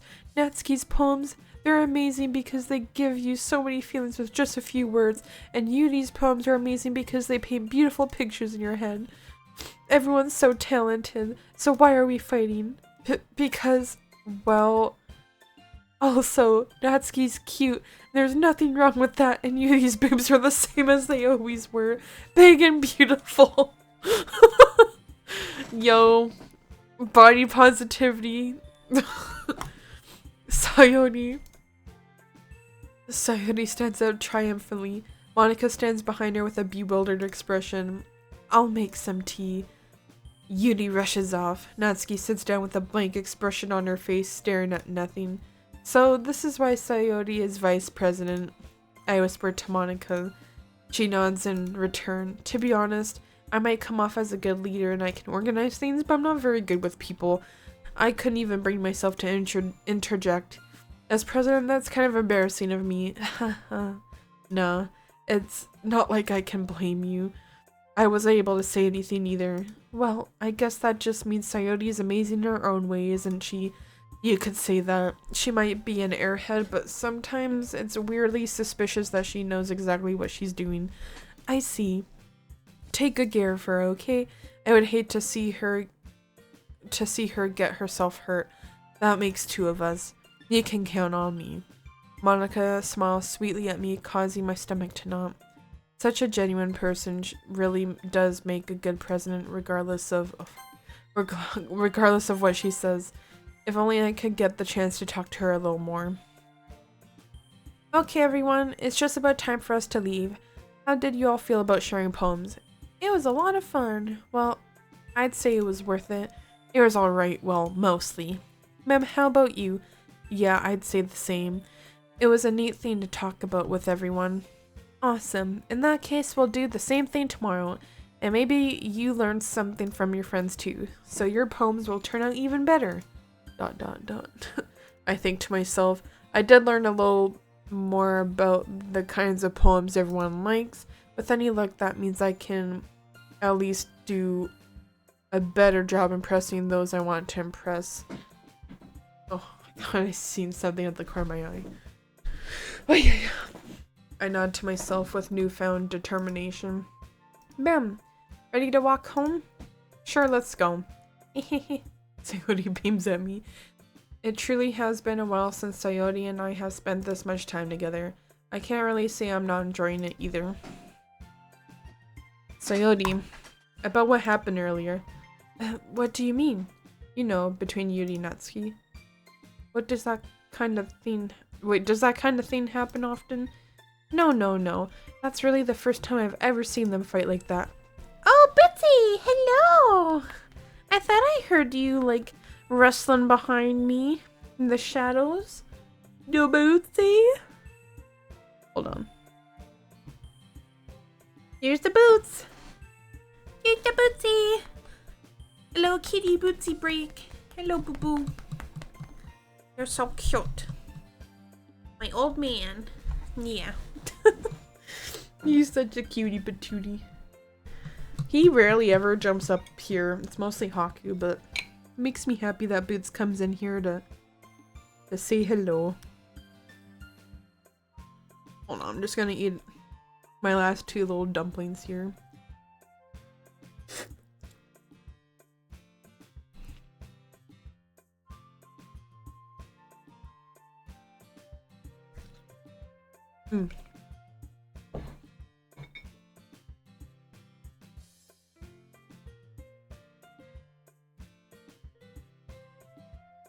Oh, that was good. It's here. Bitsy, you come here. He's so cute.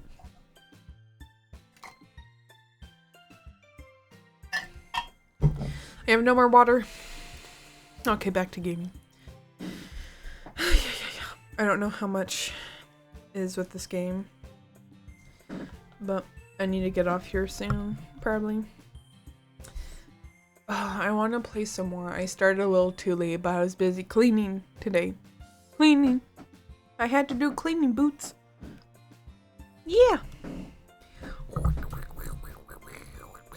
Oh, hide the bum. Hide the bum. Oh my goodness. Hide the bummies. Okay. Oh, bye, Boots. Anyway. I promise they're both wonderful people. You don't hate them, do you? No, I don't hate them. I just wanted your opinion, that's all. I can see why they'd make good friends with you. You know, Mem, it's nice that I get to spend time with you in the club. Oh, excuse me. But I think seeing you get along with everyone is what makes me the happiest. And I think everyone really likes you too. That's... Every day is going to be so much fun. Sigh. Looks like Sayori still hasn't caught on to the kind of situation I'm in. Sure, being friends with everyone is nice, but does it really need to stop there?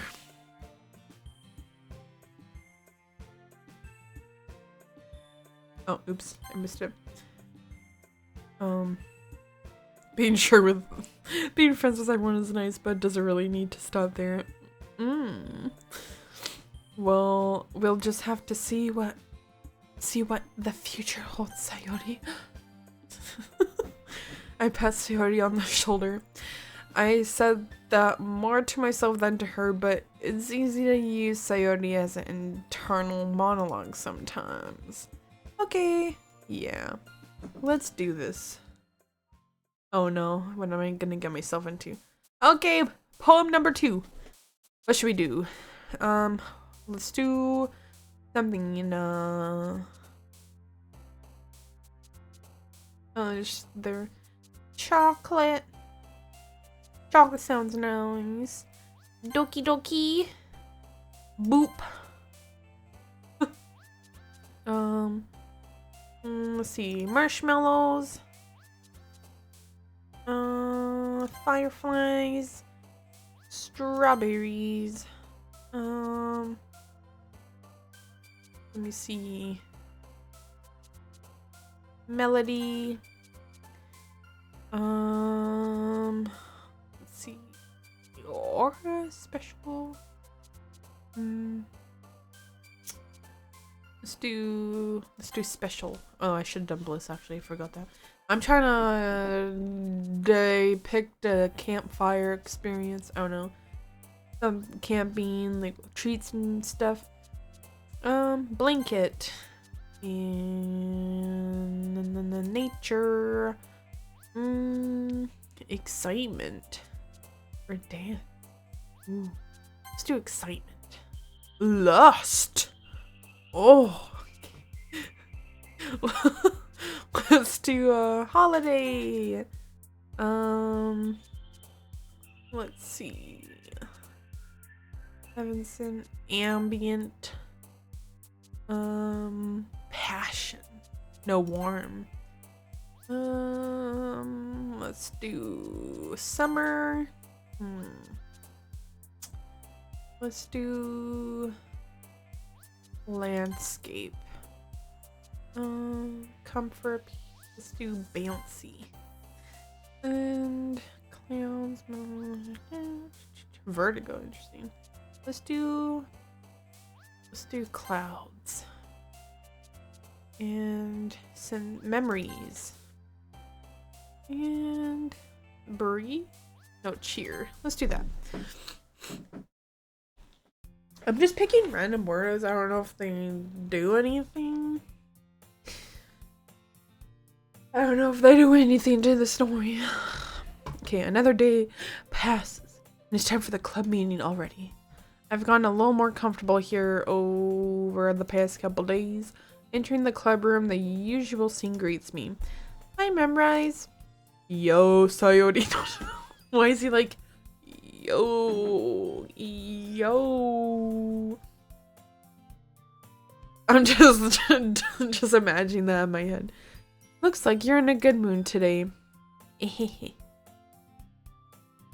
Wait, who said that? It was me. It looks like you're in a good mood today. Okay. I'm just still not used to you being in the club, that's all. I see. That's a pretty simple thing to get you in a good mood. But I guess it's always the simple things with you anyway. Speaking of which, I'm kinda hungry. Will you come with me to buy a snack? No thanks. What do you mean, no thanks? We're going. I would gladly, without question, go get a snack with her. That's not like you at all. I have my reasons. Why is he saying that? I have my reasons. Why don't we take a look at your purse, Sayori? Why that all of a sudden? No reason, really. I just wanted to look at it. Sayori nervously retrieves her coin purse. She fumbles with the latch and gets it open. Then she turns it upside down and lets its contents spill onto the desk. Only 2 small coins fall out. I knew it. I can see right through you, Sayori. That's not fair. How did you even know? It's simple. If you had enough money in the first place, you would have bought a snack before coming to the club room. So either you're not hungry and want an excuse to take a walk, or you plan to conveniently forget that you spent all your money so that I would lend you some. But there is one more thing. You're always hungry, and so that only leaves the one option. I give up. Don't make me feel guilty. If you feel guilty, that means you deserve to feel guilty. I'm a bum, but smart. Insightful, you know. Yuri suddenly giggles. I didn't know she was listening in, her face in her book as always. I wasn't listening or anything. It was just something in my book. Yuri, tell Mem to let me borrow some money. Don't get me involved like that, Sayori. Besides, you should only buy what you can responsibly afford, and frankly, after pulling a mischievous little stunt like that, your suffering is fair enough retribution. ... I didn't mean it like that. I got too absorbed into my book. Ooh. I really like when you speak your mind, Yuri. It doesn't happen much, but it's a fun side of you. There's no way you could think like that. You were right, though. I did something bad, and now I have to accept the retribution. That! Still, coming from you, Sayori, I guess there's a little devil inside all of us, isn't there? Don't let her fool you. Sayori knows exactly what she's doing. After all, she told you guys she was bringing me to the club before she even told me. But you wouldn't have come if it weren't for the cupcakes, so I had to trick Natsuki into making them. Come on, give me more credit than that, Sayori. Whap. Oh, what happened? Yeah! Out of nowhere, something smacks Sayori in the face and tumbles onto the desk. Ow! What was... A cookie? Sure enough, it's a giant cookie wrapped in plastic. Sayori glances around. Is this a miracle? It's because I paid my restitution. Retribution. Actually, that one almost worked. I was just gonna give it to you, but then I heard you blab about the cupcakes. It was totally worth seeing your reaction though. Natsuki, that's so nice of you. I'm so happy. Sayori hugs the cookie. Geez, just eat it. Sayori rapidly tears onto the wrapper and takes a big bite. Shoo. Oh, so good. So, Sayori suddenly clasps her hands over her mouth. I bit my tongue. You're going through a lot over just one cookie. Natsuki takes a bite of her own cookie. Yours looks really good too, Natsuki. Can I try it? Jeez, beggars can't be choosers. But yours is chocolate. Yeah, why do you think I gave you that one? Fine. Still, I'm really happy that you shared this one with me. Sayori gets out of her seat and goes behind Natsuki, then wraps her arms around her. Jeez. I get it. Cookie still in hand, Natsuki reaches up to nudge Sayori off of her. Sayori suddenly leans down and takes a bite out of Natsuki's cookie. Hey, did you seriously just do that? Mouthful, Sayori trots away safely. Yuri and I laugh as well. Geez, you're such a kid sometimes. Monica, can you tell Sayori it? Natsuki glances around. Monica isn't in the classroom. Ugh, where's Monica anyway? Good question. Haven't any of you heard anything about her being late? Huh? Have any of you heard anything about her being late today? Not me. Yeah, I haven't either. That's a bit unusual. I hope she's okay. Of course she's okay. She probably just had something to do today. She's pretty popular after all. You don't think she has a... I wouldn't be surprised. She's probably more desirable than all of us combined. That's true. Excuse me. Suddenly the door swings open. Sorry, I'm super sorry. There you are. Wait, was that me? There you are. I'm trying to like kind of change my voice to the different characters. I didn't mean to be late. I hope you guys weren't worried or anything. Monica chose the club over her boyfriend after all. You're so strong-willed. Boyfriend? What on earth are you talking about? Monica quizzically glances at me. Never mind that. What held you up anyway? Well, my last period today was study hall. To be honest, I kind of got lost. I just lost track of time. I can't read. That made no sense though. That makes no sense though. You would have heard the bell ring at least. I must not have heard it since I was practicing piano. Piano? I wasn't aware you played music as well, Monica. I don't really. I kind of just started recently. I've always wanted to learn piano. That's so cool.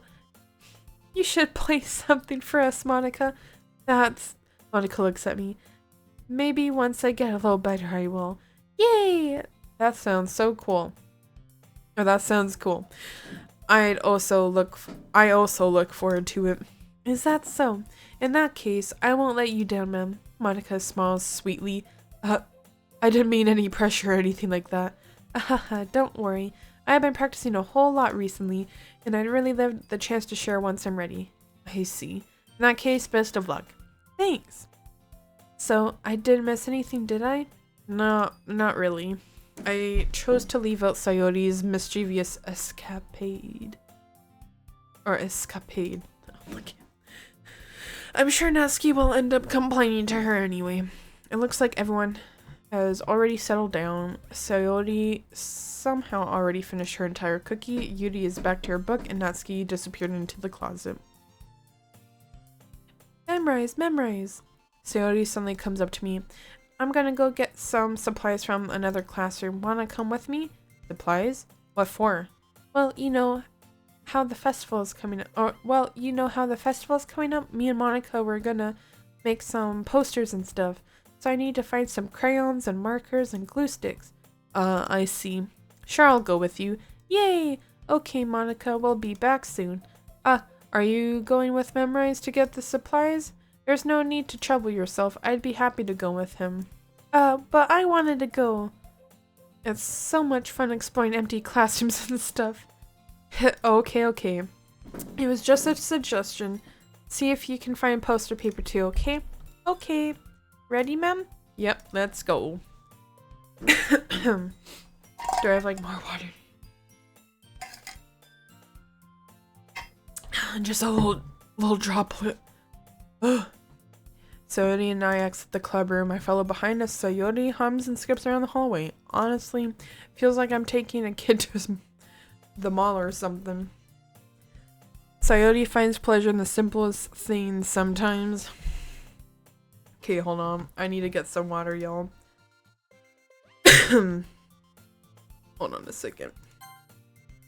I'm just going to do that for now.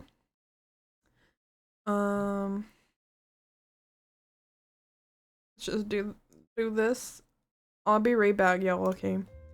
I just need some water. I'll be right back.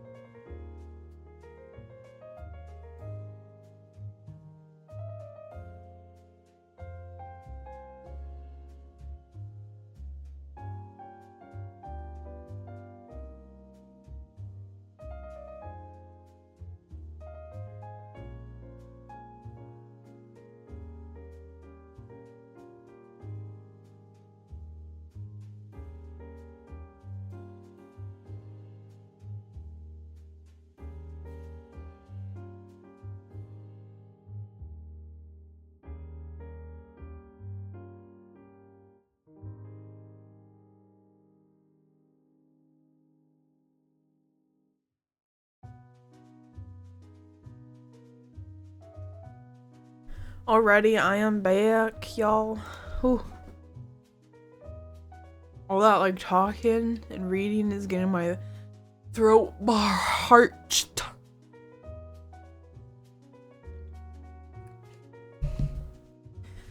I think I'm gonna be playing just a little bit more of this.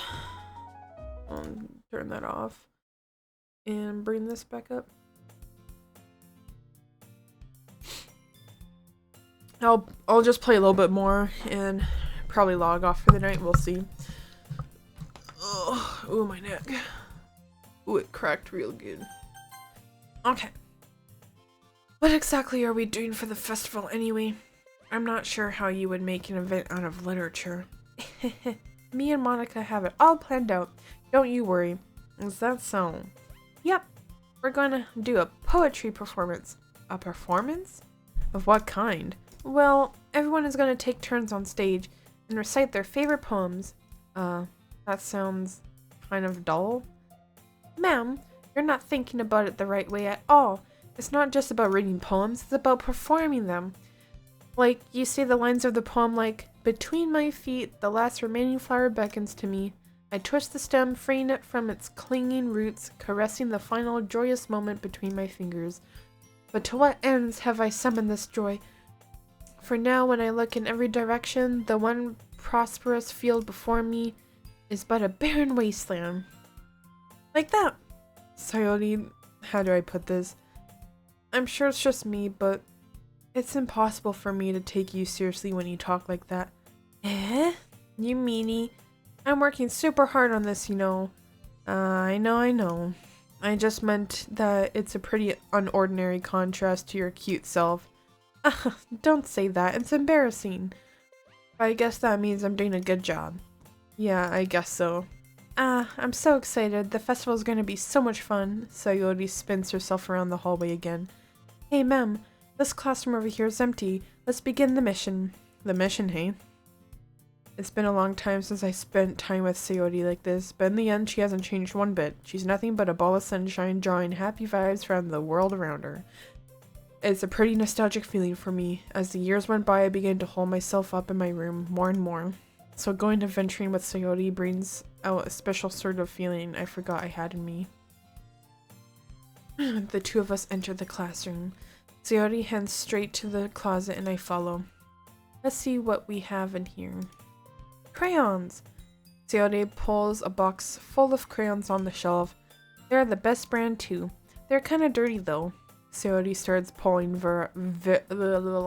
various crayons out of the box, reading the color names. Alright, that's one down. Don't get distracted, we still need to find— Wait, I'm looking for my favorite color! Fine. Then at least move aside so I can look for the poster paper. I dropped one by accident. Smack. Yeah!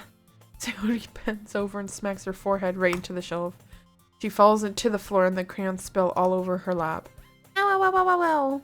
Why do I sound like, what was that, Mario? Or, Yoshi, like, ow. You okay? My forehead. Sayori clutches her forehead. Geez, Sayori. That's just like you, isn't it? Come on, let me see. Since Sayori is sitting on the floor, I grab her by the waist and pull her out of the closet. You have to move your hands, Sayori. But it hurts. Just do it for a second. Oh my god. Why is she like this? Why? Look at her. Alrighty. Sayori slowly releases her hands from her forehead. I gently brush her bangs to the side. Ow! Sorry. There's a huge red mark on the center of her forehead. A bump is starting to form as well. Man, that's gonna swell up. I should find you some ice. Where would I even find ice around this time? I guess a cold drink would do. You don't have to. I'm fine with looking like a unicorn. Even wincing from the pain, Sayori makes a silly joke. What are you even saying? I'll be right back, okay? Okay. I pat Sayori on the shoulder and run I pat Sayori on the shoulder and run out into the hallway. I locate. Oh, in my parents' home? Maybe. I locate the nearest vending machine. What should I get? It doesn't really matter since it will be used as an ice pack rather than a drink. But I know Sayori likes apple juice, so I purchased that one. In just a moment, I'm already returning to the classroom where I left Sayori. She still said like that. She has one palm on her forehead and is using the other to clumsily scoop crayons back into the box. At least they were already in the wrong spots before I spill them. Sayori, I'm here. Or Sayori, here. I hand Sayori the bottle of apple juice. It's nice and cold. Sayori opens the cap and starts drinking from it. Sayori, what are you doing? It's for your forehead, idiot. Sir, I forgot. How hard did you hit your head? Sayori places the bottle against the bump on her head. It stings. Just bear with it. It will feel better soon. Looks like you cleaned up most of the crayons, so that's good. Hey, ma'am, this kind of reminds you of growing up, doesn't it? What do you mean? You know how we used to play outside all the time? I would always try to keep up with you. You were kind of oblivious in some ways. Like I usually fell behind or had trouble climbing on the things you did, but sometimes when I tried to do things I couldn't, I would get myself hurt. I'd fall and scrape myself or get a bump, and I would start crying really hard. And you would rush over as quick as you could. You would try really hard to get me to stop crying. It was almost like you blamed yourself and were afraid of getting in trouble if someone found out, even though it really wasn't your fault at all, you know? Did I really do that? Yeah, you don't remember? Come to think of it, maybe I do remember a bit. I guess I was always so focused on my games that I didn't pay enough attention to you. So in a way, it was my fault. Kind of like this time too. If I wasn't rushing you out of the closet, you probably wouldn't have hit your head. Ma'am, I don't think you realize, but you're always thinking about other people. Even after all these years, you're rushing to help me even though I'm just being clumsy. You're really a sweetheart. Don't call me that. And I don't really do this kind of thing all the time. I guess when it comes to you, it just feels natural. Before I even know it, I'm treating you like that. I guess that's what happens when you've been friends for so long. Really? Maybe you're right. Ma'am, I'm so glad that nothing's changed between us. Do you think it'll be like this forever? Forever? I'm honest with myself. There's no telling where we'll end up, or where we'll each end up for college or after that. So it wouldn't be fair for me to make any promises, but, well, I hope so. It's been this long already, right? I can't imagine you ever changing, so my hopes are up.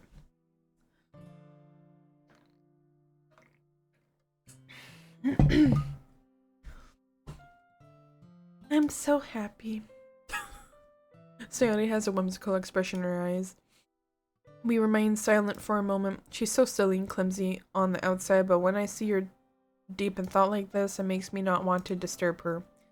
I guess we should go back. I don't want to worry Monica, you know? Good luck with that. She's gonna see your forehead either way. Not if I had it under my bangs. Sayori hops to her feet. Ah!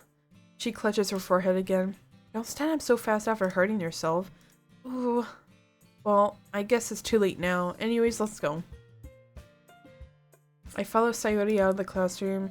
She plays with her bangs to try and hide the bump, but without much success. In a moment, we make it back to the classroom. Ah, you're back!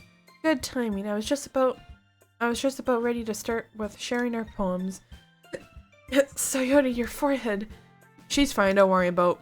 I was playing with crayons and smacked my forehead into the shelf. Well, anyway. Were you able to find everything we needed? Uh-huh, I have it right. Sayori frantically glances around herself. I forgot all the stuff! Calm down, Sayori, I have it all right here. I found the poster paper too. Sounds like you ended up doing all the work, ma'am. Well, Sayori, I failed to come up with an excuse for this, Sayori. I made it an adventure. Yeah, that. Okay. In any case, good work. I'll start working on the posters tonight. Me too. Okay, everyone. Are you ready to share your poems? Guess I should grab mine. After making sure the crayon box is closed tightly, I return to my seat. Oh god, I have to do this all over again. Who should I share my poem with first? Let's do Natsuki first. Natsuki reads my poem. She keeps glancing at me, then back at the poem. By now, she must have read it more than once. Aren't you supposed to be bad at this? Is that a compliment? No, I mean, you know. Natsuki struggles to find the words she wants.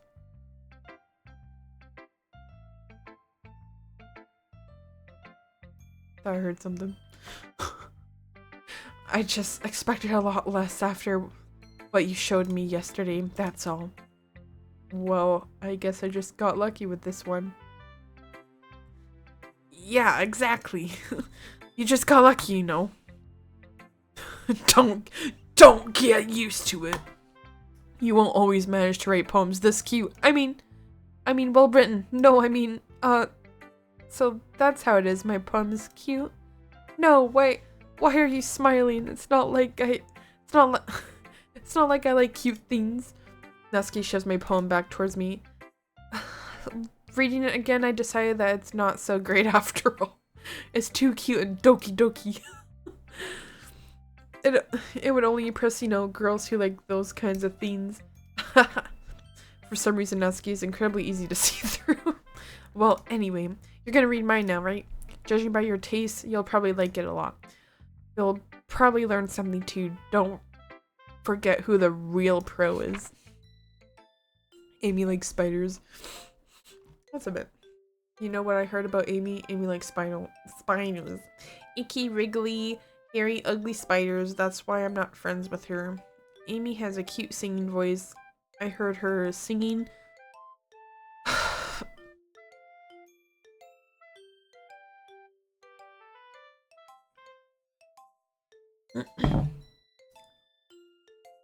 How do y'all do it? I'm so parched. Amy has a cute singing voice. I heard her singing my favorite love song. Every time she sang the chorus, my heart would pound. The rhythm of the words. But she likes spiders. That's why I'm not friends with her. One time I hurt my leg really bad. Amy helped me up and took me to the nurse. I tried not to let her touch me. She likes spiders, so her hands are probably gross. That's why I'm not friends with her. Amy has a lot of friends. I always see her talking to people. She probably talks about spiders. What if her friends start to like spiders too? That's why I'm not friends with her. It doesn't matter if she has other hobbies. It doesn't matter if she keeps it private. It doesn't matter if it doesn't hurt anyone. It's gross. She's gross. The world is better off without spider lovers, and I'm gonna tell everyone. Not bad, right? My god. That's funny. It's quite a bit longer than yesterday's. Yesterday's was way too short. I was just warming up. I hope you don't think that was the best I could do. No, of course not. Anyway, the message is pretty straightforward in this poem. I doubt I have to explain it. Sometimes you can explain complicated issues with much simpler analogies. And it helps people realize how stupid they're being.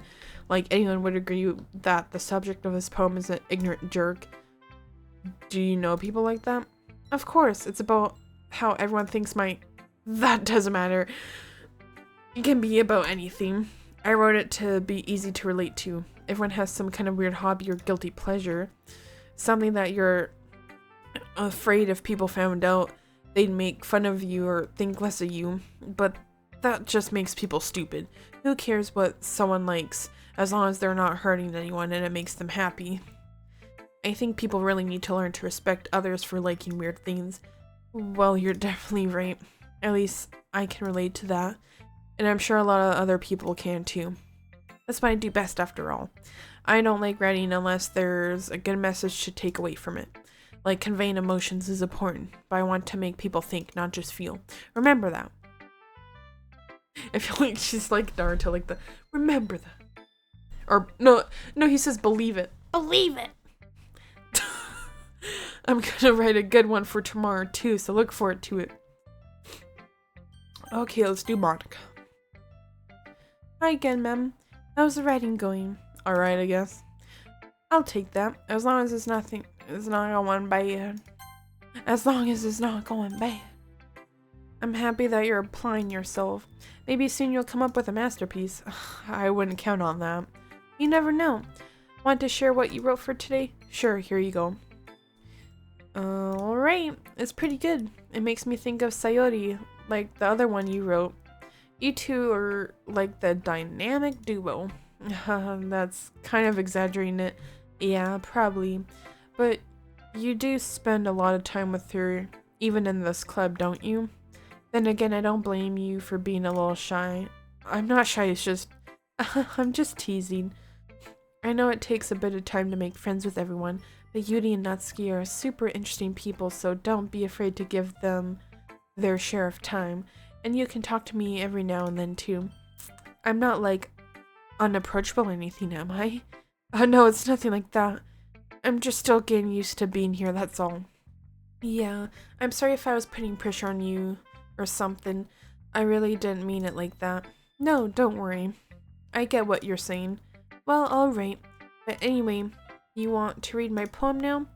I like the way this one turned out, so I hope you do too. Alright, let's take a look. Save me. The colors, they won't stop. Bright, beautiful colors, flashing, expanding, piercing, red, green, blue.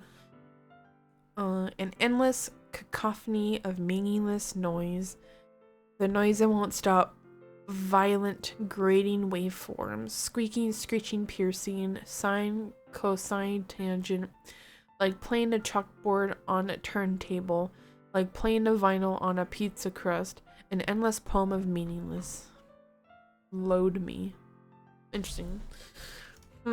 It's even more abstract than your last one, huh? I guess it's just the way I write. I'm sorry if you don't like it. No, I never said that. It's just the kind of thing I never really seen before, I guess. I kind of like playing with my space. I kind of like playing with my space on the paper. Choosing where and how to space your words can totally change the mood of the poem. It's almost like magic. The way I wrote the lines really short makes it feel like they're trying to speak over the noise. I see. It's still hard for me to tell what it's about, though. Sometimes asking what a poem is about isn't the right question. A poem can be as abstract as a physical expression of a feeling, or a conversation with the reader, so putting it that way, not every poem is about something. Anyway, here's Monica's writing tip of the day. Sometimes you'll find yourself facing a difficult decision. When that happens, don't forget to save your game. You never know when you might change your mind, or when something unexpected may happen. Wait, is this tip even about writing? What am I even talking about? That's my advice for today. Huh?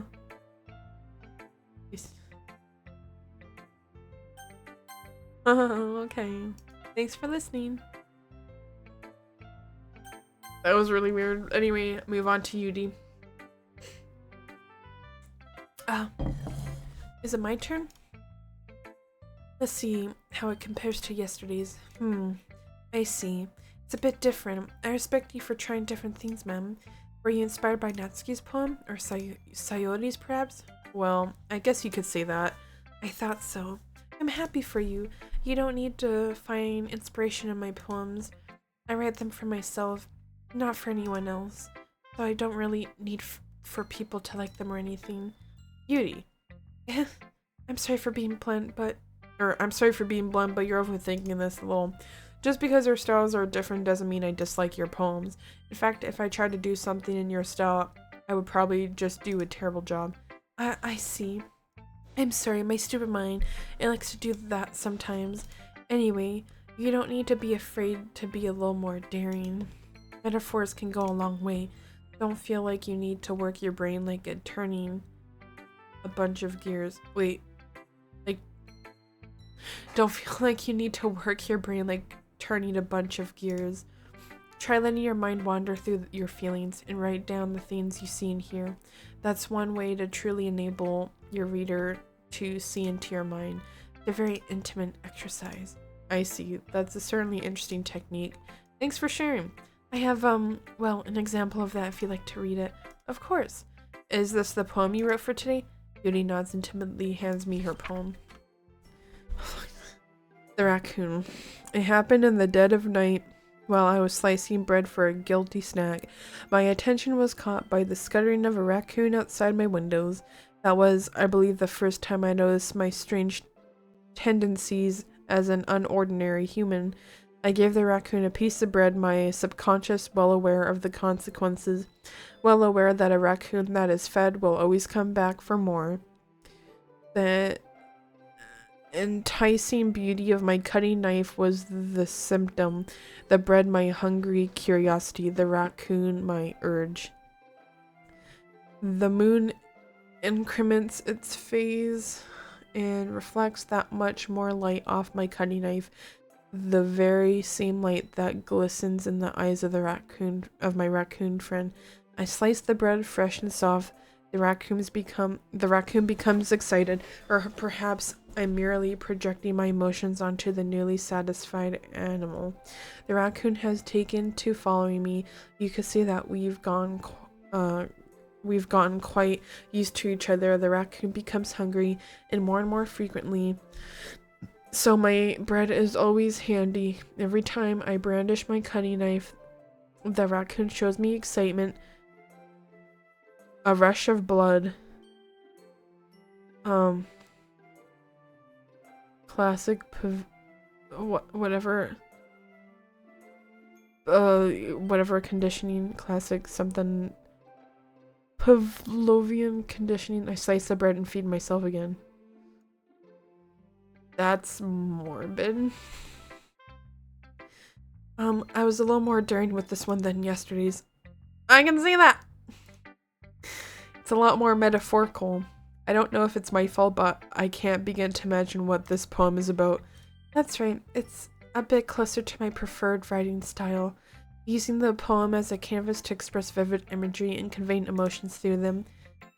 Yeah, if I take it at face value, then I can't even figure out what it's supposed to mean. Well, I think it's something that different people can relate to in their own way. I wanted to express the way it feels for me to indulge in my more unusual hobbies. It's those sort of things I usually force to keep to myself, so I sometimes enjoy writing about them. That's funny. Did Natsuki also write something about that? About someone being ridiculed for a strange interest? Eh? She did? Yeah. She was talking about how it doesn't matter what you're into as long as you're not hurting anybody. She's right. I mean, does she really feel that way? Yeah. Sounds like you two have that in common. That's interesting. To me, she seemed like the kind of person who would make fun of my hobbies. But I suppose that's my fault for judging, isn't it? Please don't tell her I said that. Don't worry, I have no reason to. Okay, well, thank you for sharing it with me. After all, if I hadn't learned to embrace my own weirdness, I would probably hate myself. I might be ranting a little bit now, but I'm glad you're a good listener. I don't know, her poem was quite interesting.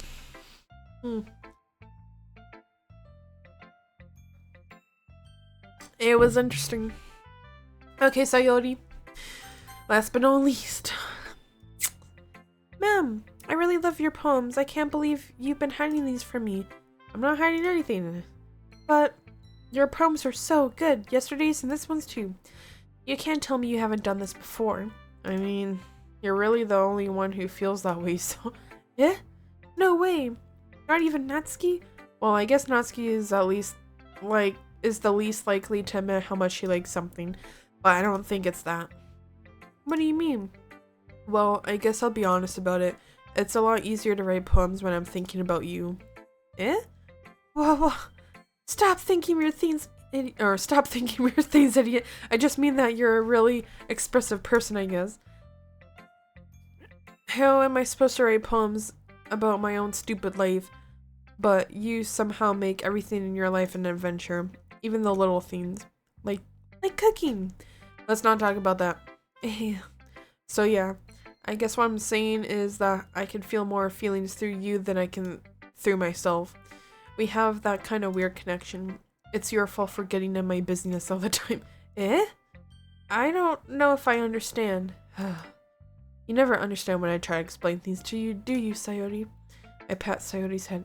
Ha! Hey! I'm not a kid, you know. Are you sure about that? Maybe. Sayori starts fiddling with her pencil between her hands. Hey, Mem, will you give me your poem? I kind of want to keep it. Huh? Why? Because, well, it's the first time you've written something for me. Sayori, you completely misunderstood. I didn't write this for you. Are you even listening anymore? Oh, whatever. I'll give it to you when we get home. Really? Snap. I broke my pencil. Sayori hastily bends down to pick up the piece she dropped. But being inattentive of her surroundings, she bumps right into me. Sorry. It's fine. I'll get it for you. I bend down and pick up the broken pencil. Sayori clutches the desk beside her to support herself, knees shaking. I'm a little clumsy today. Let's sit down, Sayori. Yeah. I grab Sayori's arm and help her sit at the desk. Anyway, I still haven't read your poem. Oh, sorry, I forgot about that. But it's not as good as yours. Jeez, don't worry. I'm sure I'll like it. Bottles. I pop off my scalp like the lid of a cookie jar. It's the secret place where I keep all of my dreams. Little balls of sunshine all rubbing together like a bundle of kittens. I reach inside with my thumb and forefinger and pluck one out. It's warm and tingly, but there's no time to waste. I put it in a bottle to keep it safe, and I put the bottle on the shelf with all of the other bottles. Happy thoughts, and bottles all in a row. My collection makes me lots of friends, each bottle a starlight to make amends. Sometimes my friend feels a certain way. Down comes the bottle to save the day. Night after night, more dreams, friend after friend, more bottles. Deeper and deeper my fingers go, like exploring a dark cave, discovering the secrets hiding in the nooks and crannies.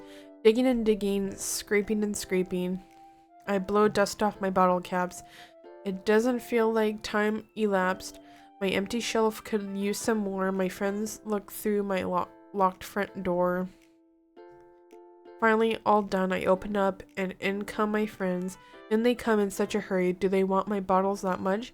I frantically pulled them from the shelf, one after the other, holding them out to each and every friend, each and every bottle, but every time I let one go, it shatters against the tile between my feet. Happy thoughts, and shards all over the floor. They were supposed to be for my friends who aren't smiling. They're all shouting, pleading, something, but all I hear is echo, echo, echo, echo, echo, all inside my head. Interesting. Holy crap. So did he really write this? Of course I did. Didn't I tell you yesterday I was gonna write the best poem ever? Yeah, but I didn't expect something like this coming from you. Monica taught me a whole lot, and I've been really in touch with my feelings recently. I see that. It's almost kind of creepy. Creepy? Well, not exactly. Maybe because I'm so used to you being cheerful. Well, never mind. I'm thinking too hard about it. The point is, it came out good, so you should be proud of it. Oh, that was weird.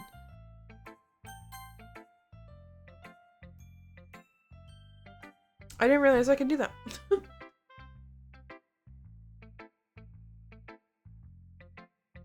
I don't know why my nose is feeling kind of stuffed up from talking so much. Or maybe it's because I did a lot of cleaning and just kind of brought dust upon the air.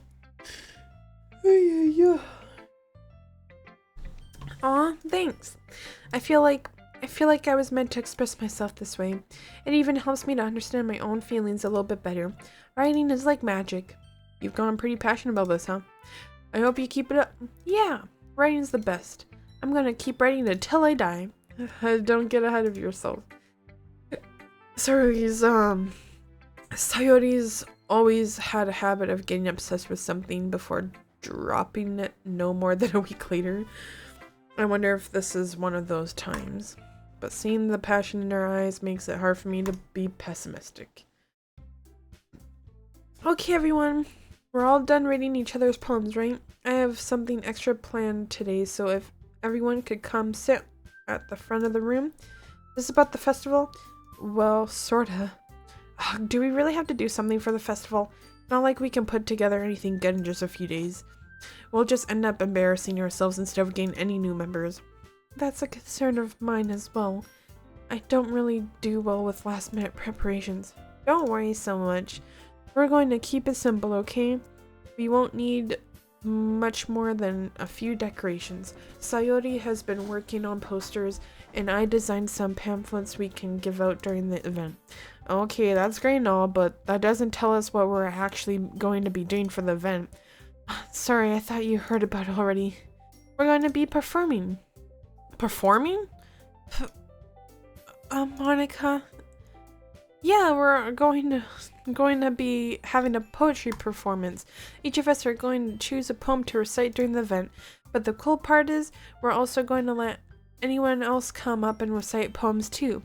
Sayori's putting it all on the posters in case anyone wants to prepare ahead of time. Sayori has been coloring a poster. Oh, who's been coloring a poster holds it up for us to see. Are you kidding me, Monica? You didn't already start putting those posters up, did you? Well, I did. Did you really think it's that bad of an idea? Well, no. It's not a bad idea, but I didn't sign up for this, you know. There is no way I'm going to be performing in front of a group of people like that. I agree with Natsuki. I could never in my life do something like that. Imagining it, Yuri shakes her head in fear. Guys, no, Sayori. I understand where they're coming from. Remember that Natsuki and Yuri have never shared their poems with anyone until just a couple days ago? It's a lot for them to recite their poems out loud for a whole room of people. I guess I kind of overlooked that, so I'm sorry. But I still think we should give it our best. We're the only ones responsible for the fate of this club. If we start the event and each put on a good performance, then it will inspire others to do the same. And the more people who perform, the better we'll be able to show everyone what literature is all about. Yeah, it's about expressing your feelings, being intimate with yourself, finding new horizons, and having fun. That's right. And it's those reasons that we're all in this club today. Don't you want to share that with others? Oh, yeah.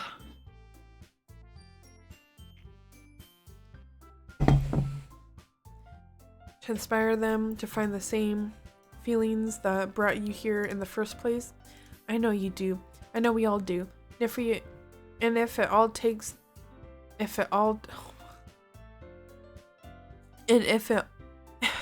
it takes is standing in front of the room for 2 minutes and reciting a poem, god damn, then I know you can do it. Goodness, my goodness. It's like, oh, that's why. Natsuki and Yuri remain silent. Sayori looks worried. I guess that leaves me no choice. I agree. I don't think it's too much to ask. I think that Sayori and Monica have been trying really hard to get new members. The least we can do is help them out a little bit. Well, maybe, but it looks like Natsuki doesn't have any arguments left. Okay, fine. I guess I'll just have to get it over with. Alright. Phew. Thanks, Natsuki. What about you, Yuri? Yuri dejectedly glances around at everyone else's expectant faces. I guess I don't really have a choice. That's everyone. You're the best, Yuri. This club is seriously going to be the death of me. Oh gosh, you'll be fine, Yuri. But anyway, let's move on to the main event. I want each of you to choose a poem of your I want each of you to choose a poem of yours. We're going to practice reciting them in front of each other. No way! Monica, this is too sudden. Well, if you can't recite your poem in front of the club, how do you expect to do it in front of strangers? Oh no, don't worry.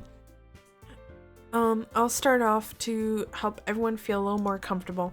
Can I go next? Of course. Now, let's see. Monica flips through her notebook to the specific poem she has in mind for herself. Oh, excuse me. She then stands behind the podium. The title of this poem is The Way They Fly. Monica begins reciting her poem. Her clear, confident voice fills the room. More than that, her inflection is pristine. She knows exactly how to apply emotion behind each line she recites, bringing the words to life. Is this something she's done before, or is she simply a natural? I glance around me. Everyone has their eyes on Monica. Sayori looks amazed. Yuri has an intense expression on her face that I don't understand. Finally, Monica finishes the recitation. The four of us applaud. Monica takes a breath and smiles. That was so good, Monica. Thank you very much. I was just hoping to set a good example. Are you ready to go next, Sayori? I'll go next. Wow, Yuri's fired up all of a sudden. Yuri clutches a sheet of paper between her hands and stands up. Keeping her head down, she walks quietly over to the podium. This poem is called... Yuri anxiously glances at each one of us. You can do it, Yuri. It's called After Image of a Crimson Eye. Yuri's voice shakes as she starts reading the poem. Just a moment ago, she practically refused to do this. Why is she suddenly putting in so much effort? As Yuri gets past the first couple of lines, her voice changes. It's almost like what happens when Yuri gets absorbed into her books. Her quivering words transform into the sharp syllables of a fierce and confident woman. The poem is full of twists and turns, and it's structured that she enunciates with perfect timing. This must be a rare glimpse into the whirling fire Yuri keeps concealed inside her head. Suddenly she's finished. Everyone is stunned. Yuri snaps back into reality and glances around her as if she's bewildered, even herself. It's up to me to save the situation. I'm the first to start applauding. Everyone joins me afterward, and we get Yuri the recognition she deserves. It's not that we didn't want to applaud for her, but we were caught so off guard that we must have forgotten. As we applaud, Yuri holds the poem to her chest and rushes back into her seat. Yuri, that was really good. Thank you for sharing. Looks like Yuri is down for the count. Okay, I guess I'm next then. Sayori hops out of her chair and cheerfully walks to the podium. This one is called My Meadow. Sorry, I giggled. Hehehe. Sayori. It's a lot harder than I thought. How did you guys do it so easily? Try not to think of it like you're reciting to other people. Imagine you're reciting it to yourself, like in front of a mirror or in your own head. It's your poem, so it'll come out the best that way. I see. Okay then. Sayori begins her poem. Somehow it feels like her soft voice was made as a perfect match. The poem isn't aimlessly cheery like Sayori is. It's serene and bittersweet. Goodness. If I were to read this on paper, I probably wouldn't think much of it, but hearing it come from Sayori's voice almost gives it a whole new meaning. Maybe this is what Sayori meant when she said she likes my poems. It's like I get to reach more deeply into someone I thought I knew through and through. Sayori finishes and we applaud. I did it! Good job, Sayori. Even Mem liked it. I guess that's a good sign. What does that even mean? It came out nicely, Sayori. The atmosphere of the poem fits you really nicely. But it might be that the other poem wouldn't work quite as well with that kind of delivery. I don't really understand. In other words, I've seen your poems. I've seen poems of yours where that sort of gentle delivery wouldn't work as well. They might need a little more force behind them depending on what you're reading. Oh, I know what you mean. I've been practicing that kind of thing. It's just so embarrassing to do in front of everyone. The next time I'm going to make you pick a poem that challenges you a little more. We don't have much time before the festival, you know. Okay. Now who's next? Natsuki? Don't make me go before Mem. It's not like I can compare to you guys anyway. Might as well let Mem lower everyone's standards a little before I have Natsuki. It's fine. She's a little bum. Hang on. Little cheeky bum. I might as well get it over with, but it's not like I have much of a selection of what to read. I'll just have to go with what I wrote for today. I stand up and step in front of the podium. Everyone has their eyes on me, making me feel terribly awkward. I recite my poem. Since I'm not exactly confident in my own writing, it's hard to put energy into it. Despite that, once I finish, I receive applause anyway. Sorry, I'm not really as good as everyone else. Don't worry about it so much. I think it's less about your abilities and more about your lack of confidence in your writing. That's something that'll improve over time though. Yeah, maybe. Alright then. That just leaves you, Natsuki. Yeah, I'm going. Natsuki begrudgingly gets out of her seat and makes her way to the podium. The poem is called... Why are you all looking at me? Because you're presenting. Anyway, the poem is called Jump. Natsuki takes a breath. When she starts reciting her poem, her sour attitude disappears a little. While she's still a little unenthused, her poem has a rhythm and rhyme to it. It's not Natsuki's trademark style, and it works surprisingly well when spoken aloud. The words feel like they bounce up and down as if giving life to the poem. Natsuki finishes and everyone applauds. She huffs back to her seat. That wasn't too bad, was it? Easy for you to say. You better not make me do that again. Well, do you at least feel prepared enough to recite a poem in front of other people? I mean, doing it in front of other people will be way easier. I can put on whatever face I want for other people. When it's just my friends, it's just embarrassing. That's a surprise, Natsuki. I think it would be the other way around for me. Well, that's just how it is, so... Well, I guess in that case, you won't have much to worry about for the festival. That said, I want to thank everyone for coming through. Yeah. It might be hard, but I hope that you all have an idea of what it's like now.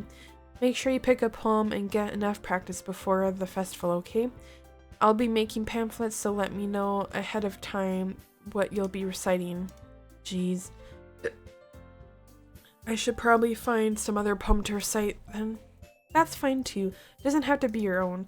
I'm already pleasantly surprised that you're putting in all this effort for the club. Makes me really happy. Yeah, no problem. Okay, everyone. I think that's about it for today.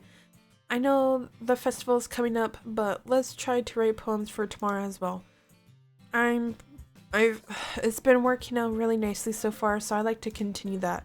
As for the festival, we'll finish planning tomorrow, and then we'll have the weekend to prepare. Monday's the big day. I can't wait. I can do this. Alright. I stand up. There's no way I'll be able to find the same enthusiasm as Sayori and Monica, but I'll do my best to get through it. If it's for the sake of the club, and impressing Monica, then I'll have to do my best. Ready to go, Sayori? Yep. Look at you two always going home together like that. It's kind of adorable, isn't it? Jeez, guys. Don't make such a big deal out of it. Must be a little nice, though. Well, how am I supposed to respond to that? It's okay, ma'am. You don't have to say it. Whatever, let's go already. I walk home with Sayori once more. Even though it's only been a few days, a lot of things have already changed. But today, Sayori is being a little quieter than usual on the way home. Hey, Sayori. Sorry, I was spacing out. No wonder. I was thinking about something from earlier. I like how we get to... Sayori fumbles with her words.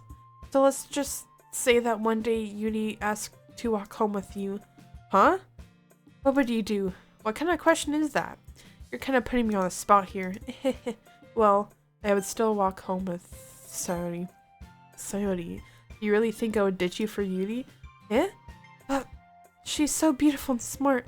Jeez, I already see her in the club every day. Besides, Yui seem to really like going home together. I wouldn't just ruin that for you. You're so silly, ma'am. You think about me too much sometimes.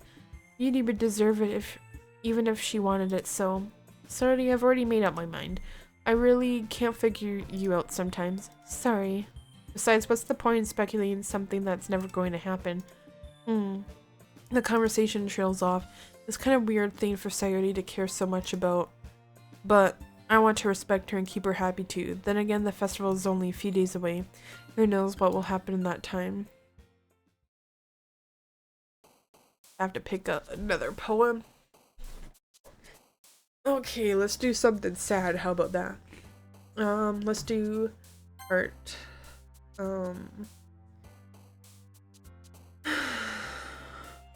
Vivid. Let's do anxiety, question, friend, do, love,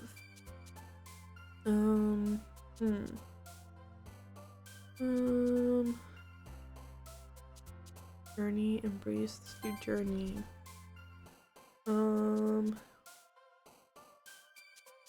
fantasy,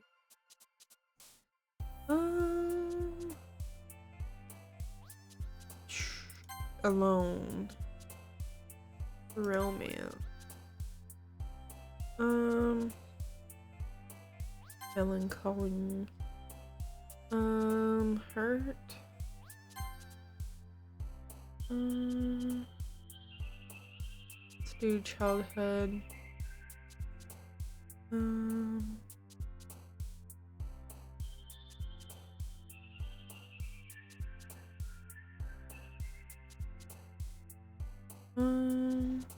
unrequited, pain, desire,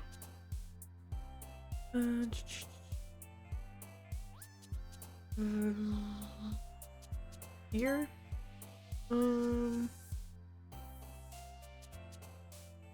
do broken, hope, and grief. Okay. I might have to end it here though.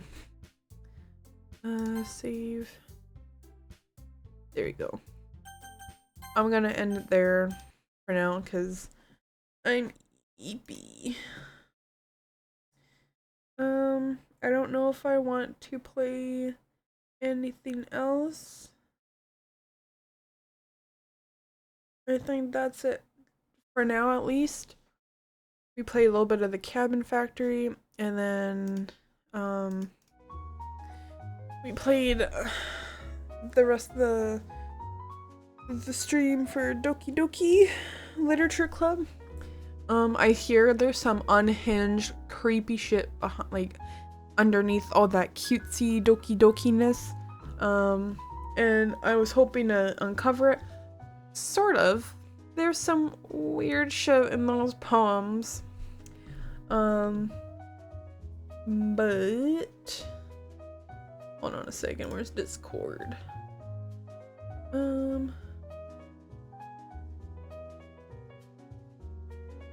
I have a feeling. I feel like honestly before I start streaming I should like kind of put a plan together on what I want to play and what kind of goal in that game I'm gonna do to give me like an objective or some sort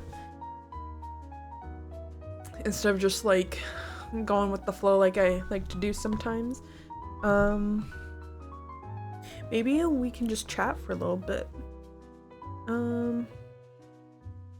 Hold on, let me do that.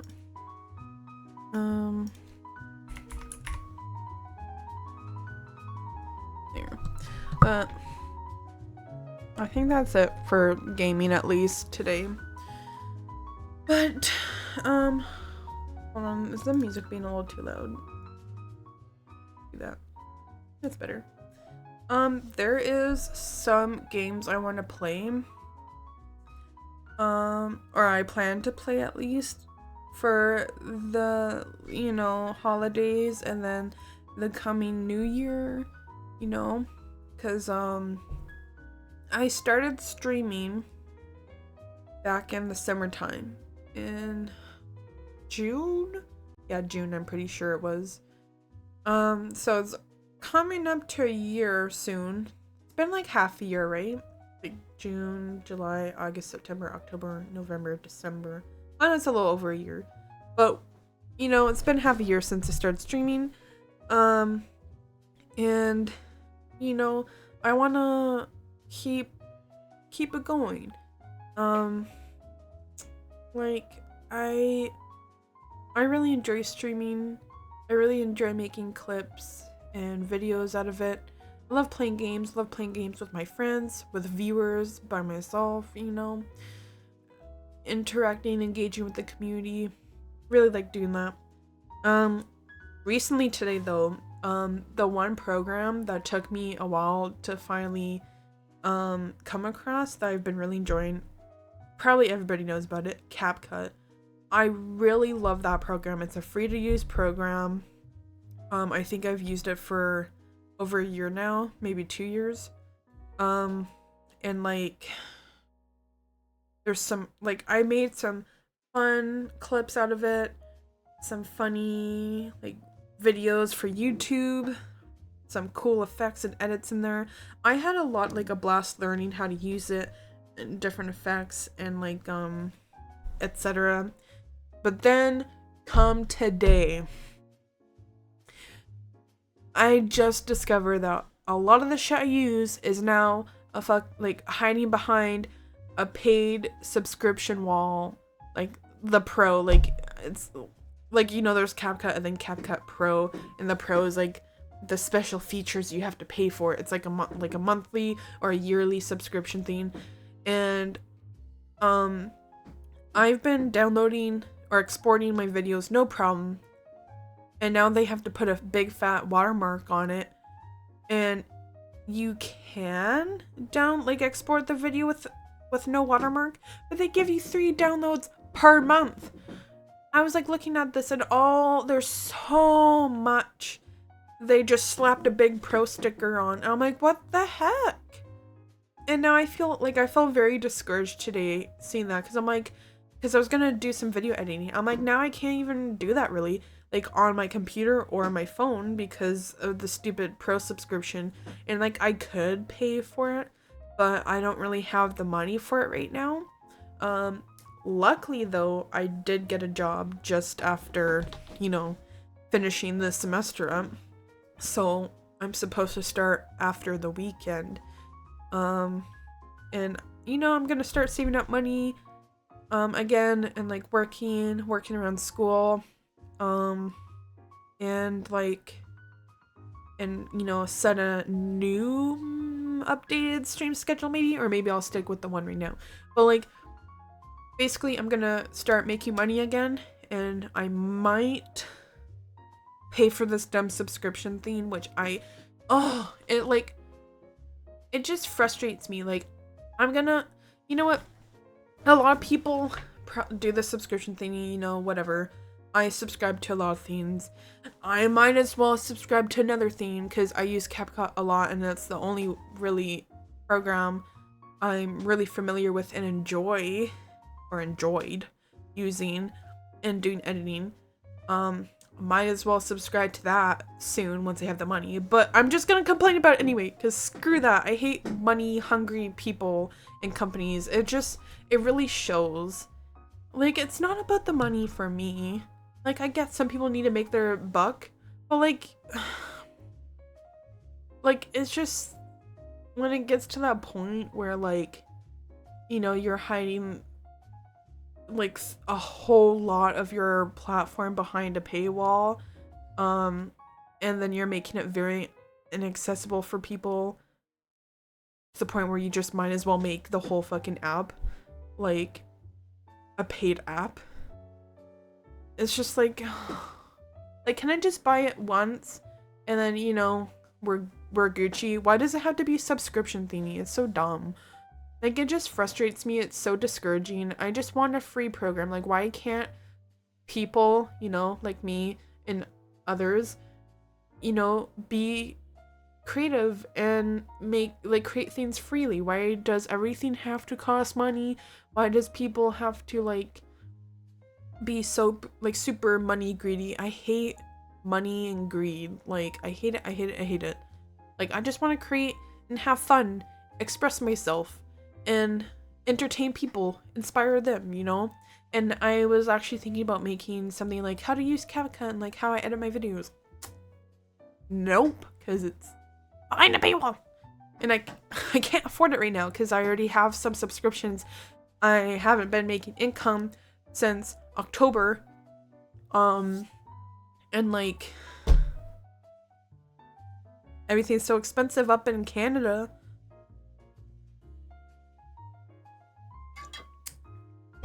It's frustrating. I hate it. I hate it. I hate it. I'm gonna do it. I'm gonna do it while I complain. No one can stop me from complaining. I'm gonna complain. But anyways. Yeah. Anyways, I don't know when I can come up with more videos. I might just use TikTok Studio, YouTube Studio, whatever, to edit my clips and stuff. I haven't done that today, but I'm going to. But oh shoot, I forgot to take my pills. Oh my god, gotta take them pills.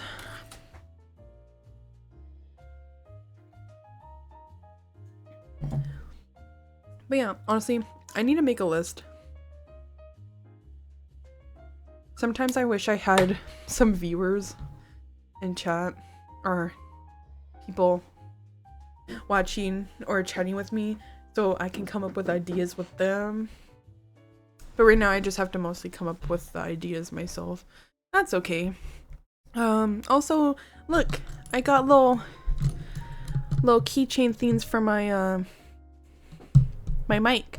This is what my brother and my sister got me. It's like a little Haku here. I don't know if you can tell, but he's a little cute little rag doll, and then he has a little bum hole and a heart. And he has big blue eyes, and then I got a smiling boba. I know someone gifted this to me. This was hidden in the clutter of my room, so it's probably been a while. I don't remember, and I feel really bad about that. But I'm trying to decorate my room. I want a really nice little like desk set up again. It used to be nice and clean. You can probably see that photo on my Instagram and my Twitter.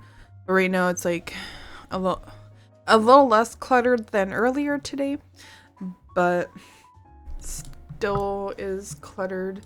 I have like some old markers and like art supplies, some school textbooks I don't even want in my room. It's just taking up space. I don't want it to take up space. But yeah, gotta clean that up. But I've been seeing a lot of PC setups on TikTok lately. I love PC setups. I whore over them. It's so inspiring, so cool looking. I just love the clean, the aesthetic, and I need to do that. I've been wanting to do that for the past like couple years, like ever since I got my PC built. But I haven't done it much yet. But I shall do it eventually once I get the money for it. I'm going to like decorate my room some more, mostly my PC. I'm hoping to find some things to organize everything too. But yeah, this coming year though, hold on, this coming year, there's Subnautica 2. Is it coming out 2025? Subnautica 2. Initial release date 2025, yeah. I'm thinking about playing Subnautica again, like the first original OG Subnautica game. I have really bad thalassophobia. I have huge fear of the ocean, especially the deep, dark scariness and unknown and big boy creatures in there. Big scary monsters. Everything about the ocean scares me. Great game to play. In my position. I really want to play it. I've never finished the game, but I find it really fun and spooky. I really want to play that before Subnautica 2 comes out. I'm so excited for Subnautica 2. I really want to play it. I feel like it would be amazing. Like, I want to see new monsters, new places to explore, a new story, new lore. I just love all that. And then there's also Dredge that I've played in October, going on to November a little bit. Dredge, the little scary fishing simulator game. There's like a couple DLCs that I really want to try out. The Iron Rig and was it the Pale Reach? Those look really cool, really scary, interesting. I want to try that out. I've also been thinking about maybe doing some RPGs like Genshin Impact. I remember Genshin. I was like heavily indulged in that game. Like I was obsessed with it. I swear I played it every single day from the day it came out, or no, a few days after it came out. But ever since then, and then a year and a half to 2 years later after that game, I just played it every single day, clocked so many hours, just grinded the shit out of the game. I loved the exploration, the storyline, the characters, everything about it. It was so cool. And I haven't picked it up in quite a while, like, because I kind of stopped for a bit to take a break because that free-to-play game became not a free-to-play game. I put so much money into that to get just a lot of characters I lusted over, thirsted over, but anyways, that's not the point. Anyways, I'm thinking about getting back into it because they had Sumeru in there. That's where I left off. I like played a little bit of Sumeru, but I haven't finished like the actual main quest of it. And then I see they have 2 other regions out in the open now, and I'm like, holy crap, I need to play it again because like there's so many cool characters, so many sexy waifus and husbandos. I really want to play it, and then the cool regions to explore, and then especially like that little underwater scene. I was like, holy cow, like that looks gorgeous. I want to play it again.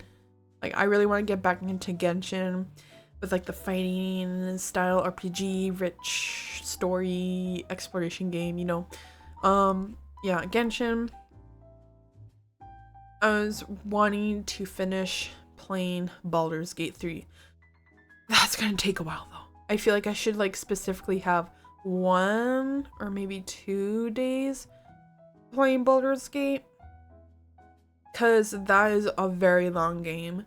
I don't know if some people know, but there's 3 parts to the game, and I think the first part's like 20 to 30 hours worth of content, and the second part is even more. Let me look this up. But like, and oh god, there's like so much. Hold on. Baldur's Gate 3. So, oh yeah, 3 acts actually.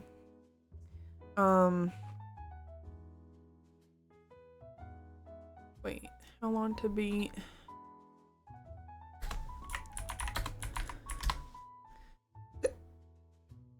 So, oh god, where is it? Okay, so I don't know if it's actually certain, but Act 1 is around 50 hours, they say. I don't know if that's true or not. I guess it depends if you're like actually, like, besides speedrunning it, the 50 hours could be like doing more in-depth, like the side little quests and stories, a lot of like in-depth exploration, stuff like that. But Act 1, they said around 50 hours, Act 2 around 70 hours, and Act 3 around 40 to 50 hours. A long ass game, but so much good content out of that. So much story. I love it. I want to play it again. I've only ever beaten Act 1, and I haven't played Act 2 or 3, and I really want to play it, but it's gonna take a hot minute to get through it. So I was thinking maybe next, like after the new year, 2025, we play it, you know, like once a week or something, or I don't know, at least once a week. Yeah. But yeah, and maybe, yeah. So Subnautica, Baldur's Gate, Genshin Impact,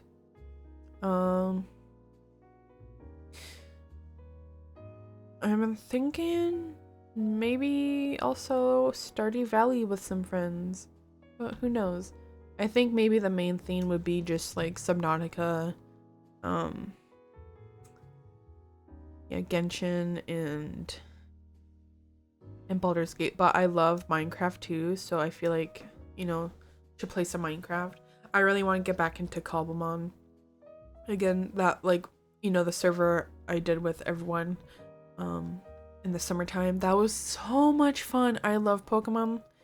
I grew up on Pokemon, love Pokemon so much.